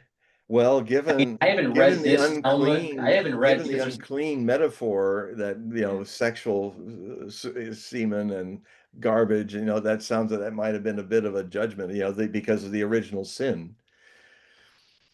I don't know. I haven't read that. I mean, the Talmud is like reading all of like the code of of the state of New York. I mean, it's like Oh my God. it's 60 volumes of law. Yeah, it's huge. It's It's huge. not, or 70 volumes of law, and that's only that's only a part of the oral law. But the So thing so is, that so they foresaw him, and they foresaw him doing the things he actually did. yeah. Buddha was foreseen by the Brahmins 1,000 years before he came. And they even say he'd be born in Bihar, which he was. And then they said he would revolutionize the Brahmin religion, and they misread that. They misread that to mean he was going to make the Brahmin caste even more in power from their pride and ego. What Buddha did is he did fulfill the prophecy. He basically said Buddha nature is a declaration and a reality that everyone, there are no castes. You're all Buddhas pretending to be a Brahmin, pretending to be a Kshatriyan warrior, pretending to be an untouchable. You're a Buddha pretending not to be these are these pretenses of the ego and stuff. So he was saying everybody's a Brahmin, and the Brahmins responded by in the next few centuries by just casting out all the temples of Buddhism out of India. That's why it went to China and it spread elsewhere. And then what they did in a very clever, sophisticated way is they said, okay, now Buddha was the avatar we were foreseeing. And they said, well, he's God playing trickster. He's God playing tempter. And so if you follow Buddha, that was God's way to test your virtue and your spiritual sense and not be led astray. So even God in the Hindu idea can be, well, Hari Deva is one of the names of God, the Brahman, and he's a thief. So they made Buddha a thief. a con man, as God playing con man. That's how they got over their big interpretive mistake. All right, I found the page of the Talmud that states this, Okay. and it's dealing with it's dealing with Balaam, and there's a discussion that's going on, and it's talking about it's talking about Jesus being boiled in semen. Yeah, Wow. If and you this can, ties into what you were saying. This is like yeah, I'm having an epiphany here. I remember never, that these that's the first people, time I've had corroboration. but these people, you got to remember the people, the individuals that were writing the Talmud were, they knew, like 70 languages. They knew obviously the Jewish law, oral and written, right? You're talking about the Sanhedrin. You're talking about people that really knew their stuff. They were like the scholars of their time period. They weren't like just a bunch of, you know, Hasidic Jews running around eating, bagels and lox, right? No, So I mean, so they were on modern day scholarly lockdown. yeah, but modern day man assumes that the people that were actually writing the Talmud must have been some bumpkins or something Yeah, and just well, making stuff up. no. And but they were writing in a really, they were tapping into a deeper understanding or a deeper knowledge that goes way before the writings of the Torah. Yeah, it's the exactitude. Yeah, I mean it's a life calling. I mean it's even more intense than being a Kohanim who's can't walk on earth because he'll be dispurified and he won't be able to go into the great temple to be a priest. And so a lot of even now they're Kohanim in Israel that never touched ground, so that they are not made unclean. So, but even that, though intense and dedicated, has nothing to share compare to with the way these guys were going totally into the exactitude of it. So Right. if you can send I'll send you a text. But what's really important is with the Talmud, it's not like yeah, taking a page. You got to no, have to like understand the book it's coming from. What yeah, is it teaching?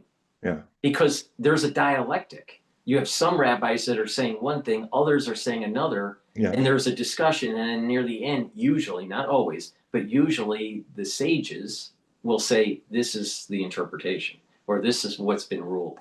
It's almost like you have a prosecutor in the court of mhm, law, let's say to the Supreme Court, you have someone that's presenting to the yeah. Supreme Court, You and have the Pope then saying it's ex cathedra this or that. yes, and then you have and then you have the Sanhedrin saying, okay, we're going to rule this way. Okay. So if you just take one page and just read it, it's hard to understand what the whole context is. Now, is it written? Yeah, Well, in it's a written there. bigger It's written sense, there. it's the whole context of Emmanuel returning. You know, it is they're talking about Emmanuel. It wouldn't be Jesus. It was they were expecting Emmanuel to come back.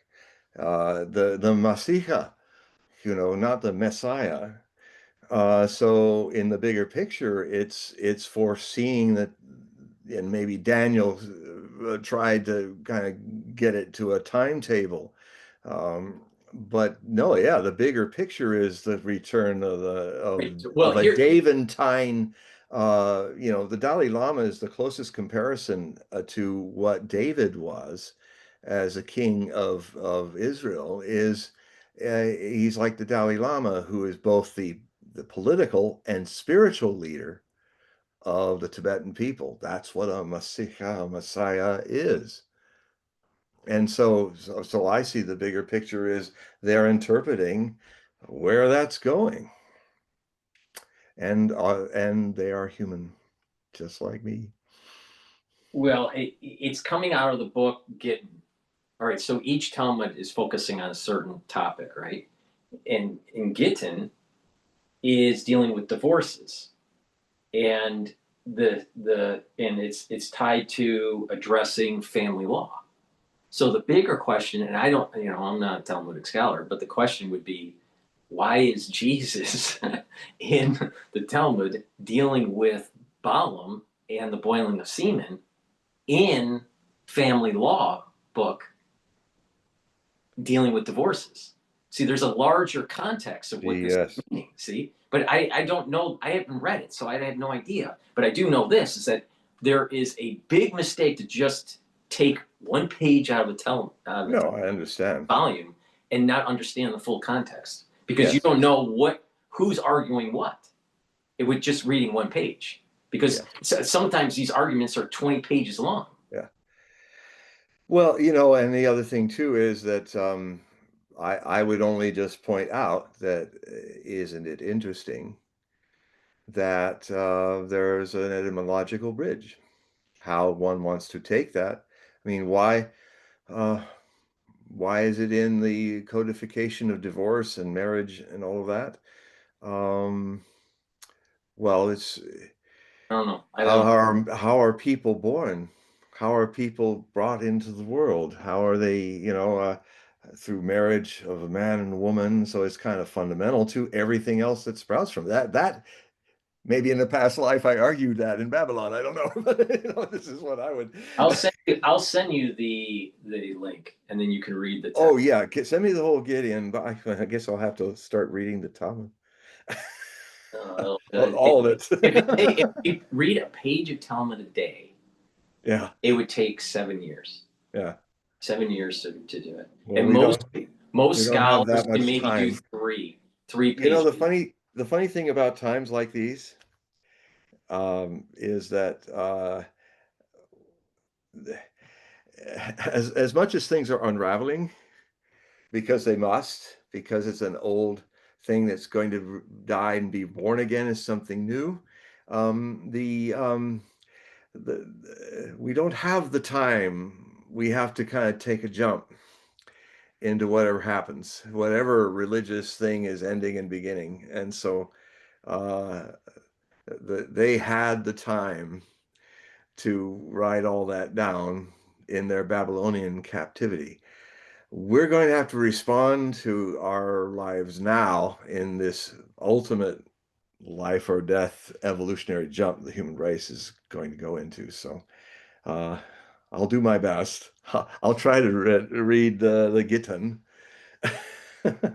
I might consult some of my friends, some of my Rebbe friends that have read that passage and read the whole Torah. I have some people I could contact. Because it's important to understand that there is what is written on the page, but also that overall discussion argument. Yeah, the totality of it. Yes, I understand. And without I'm not familiar with the argument, so I can't. I have some friends and I have some friends and contacts that I can talk to and who have read it all, and then I'll just, when I've read this passage and read GETTR, I will ask them, well, in the larger side of the arguments that are so important, how do you interpret this?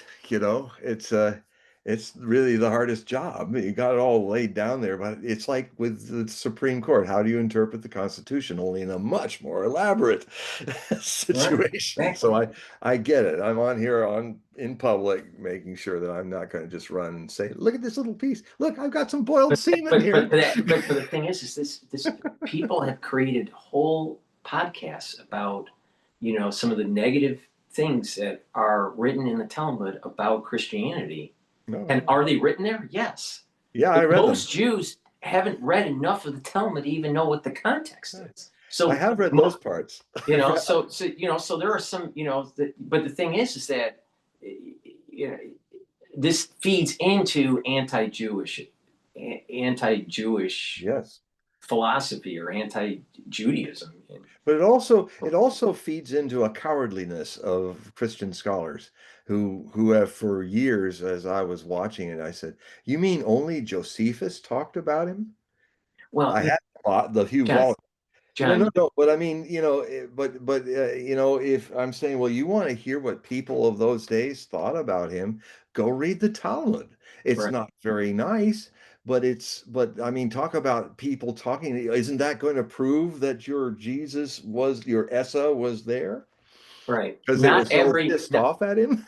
not every Jew is a Talmudic scholar that could give No, you all no. the ins and outs. Yeah. But most Jews is built into the culture Mhm. to be learned and have read enough Yeah. to follow the commandments.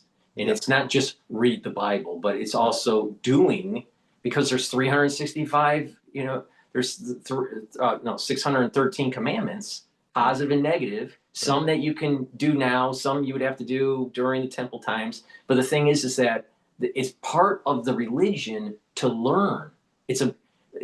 Jewish people are the people of the book. Yeah. So if you take it from that perspective,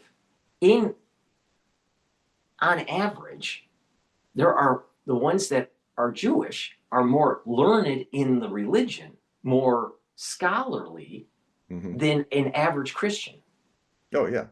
by far. Because I mean, if you think about what are the number of books that a Christian has Well, if you versus the actually, number of books that Jews have, well, just yeah, I mean, looking I from would be, those to be terms. fair to them, I would say, look, the pile of the accepted New Testament is about there. And after in the Council of Nicaea, it was like there, there's all kinds of books that were tossed out Yeah, that could have been, I mean, I wish yeah, but somebody they had don't a have Bible the that Talmud. has them all. But they don't have the Talmud. Hmm? They don't have the Talmud. No, no. But I mean, even what Christians consider the right uh, scriptures, or it's even yeah, it's not the Talmud, but I mean, it's even smaller than if they had a chance to even look like a speck on the side of a Right, Talmud cover, right. But Yeah, what happens is you have these podcasters that will take one page or one sentence out of the Talmud, yeah, expand on it, saying that all Jews are evil or yeah. whatever, That's so and simple. misinterpret what's actually being said. Yeah, And then but they'll pull up their New Testament and go, in Matthew in verse 7 he said this, yeah, and again taken out of context, and miss, if you do that, if you just take one piece of any holy book, yeah. right? I'm sure that even in texts in Bhagavad Gita, the yeah, Mahabharata, you got to take it in a the context. Ramayana, yeah, Yeah. the four books of the oldest books, the Rig Veda, of course. And Rig Veda might be larger than the Talmud, Well, actually. no, All I four mean, big I would say that probably, that Buddhists, certain, Dhammapada, the yeah, Diamond they probably have a lot Sutra. of, they probably have, There was a ton they of might, stuff the Buddhists had. Yeah, I mean, and it was all mostly remembered by Anatta, his older cousin brother, who otherwise, otherwise he had a photographic memory, and he was the only guy who had been with him for all those 42 years. And yeah, so yeah, I've never counted how many that there are in that, but yes, yes. So now, uh, is there anybody? I hope we haven't bored you all with no, our no, little talk. no, we're doing good here. But let me ask another question before Yeah, because we're near the end of the show here. yeah. Um, there was another question that was being asked by um, I mean, Luke I Diamond. enjoyed it. I love what we were doing. Yeah. I wasn't bored. I mean, because it goes into a deep subject, and Oh, people are absolutely. emotionally It's charged. great.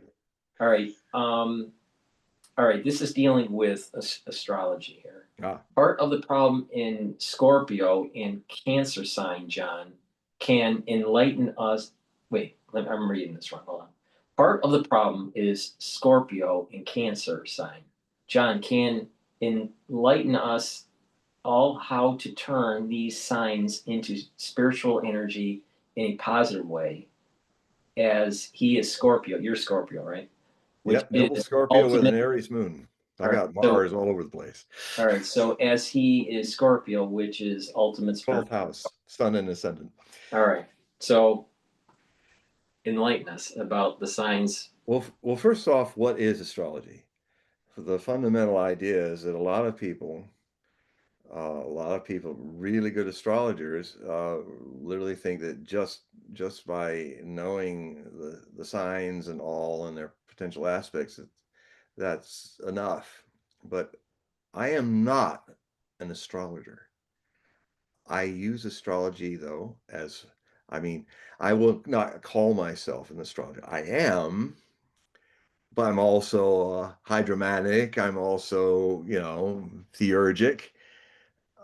You know, I see astrology as a language, a divination language, a poetry, a subjective trigger for that which is the theurgic mystery.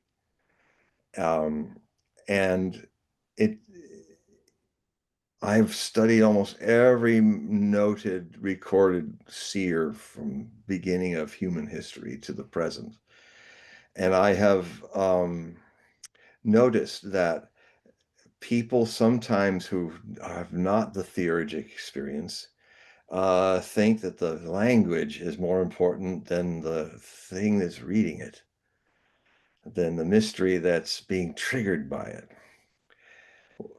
And you can have something that's very elaborate that triggers you. You can be the Scottish Brahman seer. This guy was just a country bumpkin guy. He had a meteor rock with a polished black obsidian meteor rock, and he picked it up from a fallen meteor, and then all he'd do is look into the black obsidian and scry. He was a scryer, and it would trigger the oracular event. So if astrology triggers it, good. If waving your finger 3 times triggers it, good. If you have to dress up like Nostradamus and pull off all your street clothes, bathe yourself in a big dish with sanctified water, and then if it gets you in the mood by donning a white hooded robe with big sleeves, and then suddenly you've transformed yourself into a second century Roman necromancer. If you get turned on, if you turn on the mood by building a brass tripod which you sit in like the Brighteon, who are a lot like the Oracle of Delphi, only they did not have a volcanic fissure to put their brass tripod over so that she could breathe in the ethylene and fumes and get into a state. So in Asia Minor, the Brighteon, the brass arms, the brass legs of the Bitchute, who are also divinators from Apollo, as with the others, they didn't have the fissure, so they would put a brisket on a stone floor, and they would put a bowl with sulfuric and highly fuming, toxic kind of smells and he'd be over there smelling it. And then he would start to make his divination mantras, and he would then take his laurel branch and as his wand, at a certain point when the divination mantra was finished, he would dip it into the boiling water, the branch, and flash it on the hem of his robe and his naked foot. And the sting would create a wind-like process going through his white robes, which would terrify him. And then instant later, he would be in a divine ecstatic state. And then protected in the circle of protection with a triangle to the right, the entity would be in there and would speak. So that's, if you read my biography of Nostradamus, it's the first biography, full body biography ever written on Nostradamus. It's called Nostradamus, A Life and Myth. And I go deeply into the speculation of what kind of magic he did in his secret study. And you can get it at Amazon. Just type in John Hogue or Nostradamus, A Life and Myth. And you can get it as a paperback. You can get it as an ebook. Okay, so we're near the end, John, here. So individuals, the ones that are watching and the ones that will be watching the replay, please click the link that's in the description, and that will take you to John's website. So you can sign up for the periodical and also sign up for a reading. So John, if you could talk about Yeah, what that involves. yes. I mean, I have, I mean, not only am I on Amazon, you can find my books there. You can also find my books on Lulu, a more kind of higher quality trade paperback with beautiful covers and stuff, because a lot of my books are in hardback or paperback as well as in that. So you can do that if you go type in John Hogue, Hogue, John, on Amazon and or click on one of the pages there to my author's page, and you'll see all the books that they're currently showing of my books. So that's one way you can learn more about my work and also help me continue it because I literally, my readership is what makes me able to do this by people who also join. You can also join my Hogue Prophecy Report. That, in fact, if you join now, you will get the one that I've just released on the 11th of November. It's 14 articles. It's about 42,000 words. These are like e-magazines. I do bi-monthly or in every 3 months. It depends. I have so many projects going on that sometimes I have to like put that aside so I can catch up on the books I'm writing, the great projects I'm involved with. So it's kind of a loose time. But what happens is that if you become for $60 a member, I have a link that goes through my website that goes to my PayPal page where you can sign up with your credit card or however way you want to pay it, and then I will see it on my PayPal, and then I will immediately send you with the email that you use to purchase, or another email if you want a different email than the one you use for purchasing. You will get a PDF copy, a Adobe PDF copy, which, by the way, has in it a link to the Liquid app that will allow you to read it on your phone any which way you like and not have it little itty bitty letters and you're scrolling around on it on your phone. If you're seeing it in a laptop or all, it'll all come up fine. Um, so you would get that for $12 for a year. No, I'm sorry. I'm dyslexic. Uh, I meant 12 months for $60, which means $5 a month. And you can do it that way, or you can do it as an automatic payment. And then, it'll adjust every $5 or a little more. Or you will get these fully illustrated little zines, little e-magazines. So the other way too is that you can, if you want to do a one-on-one reading with me about your life or things where it's going, what's going on, then you will also find at the top of HogueProphecy.com. What you'll find is you go to HogueProphecy.com and you will see that's HogueProphecy.com. You will be taken to my website. It's going to be changed a few months into a phone friendly. So you might have to, if you want to read it clearly, you might have to look at it on your laptop or a larger iMac or something like that. But soon it's going to be also easy to read on your cell phone. About a month or two, we'll have that happen. Anyway, you will find free samples, free articles there, and then there'll be also a link where you can also join it there and have those choices. And also at the very top of the Hogue Prophecy page, you will see Get a Reading with John Hogue, and it has a link for an email address, and then you click on that, and you put Hogue Reading in the subject line, and then I will see that in all the emails I get, and then as soon as I see it, I will contact you and give you the current times for November and December for readings.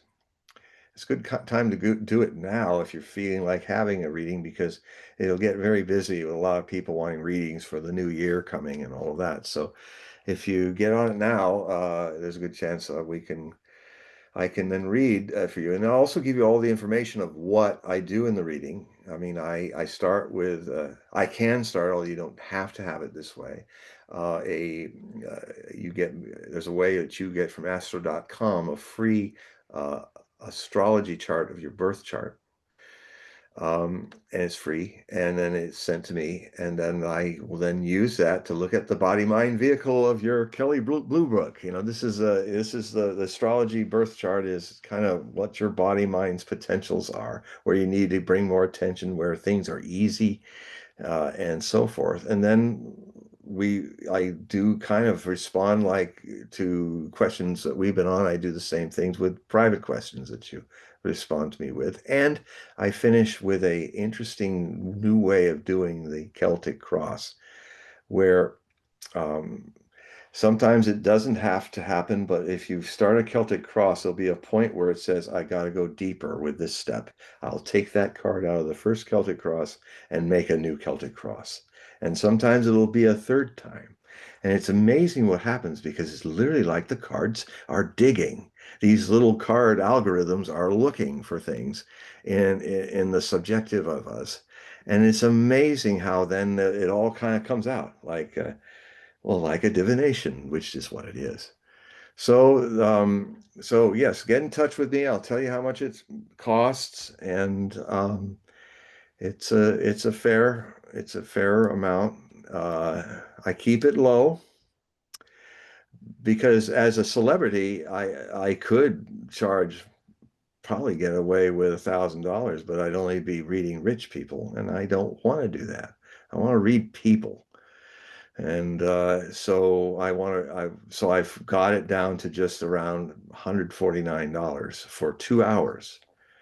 I have a yes for that, because I want to reach people. I don't want to just reach the rich. Real people need more help, and some of those rich people are helpless. So, um, anyway, so that's it. That's what I do. I hope you support it, so that you can keep seeing me on these shows Okay. and like it, and like this show. But if you haven't clicked on the like button, do it now. It's if you like this show, if it gave you a lot of juice. Well, I mean, it was a great conversation. I apologize for anyone that had a question and we weren't able to get to the question. We had a lot of questions. I will have another show with John in about 2 weeks, so please join us and type in your questions. We also do X-Space simulcast, so you can ask for the mic and ask the question live. But again, I'll be replaying these videos on all the channels on YouTube, Brighteon, Bitchute, and Rumble. So please participate and share the links and grow the audience. We need your help. We greatly appreciate it. Thank you for sharing your precious time with us. I feel, it's really beautiful that you have been watching us and listening to us, and I'm grateful that you have done so. Okay, well, John, tell everybody good night. Goodbye, everybody. Bless you all. All right, everybody, thank you for watching tonight, and see you in about 2 weeks or so. All right, John, let me end it here.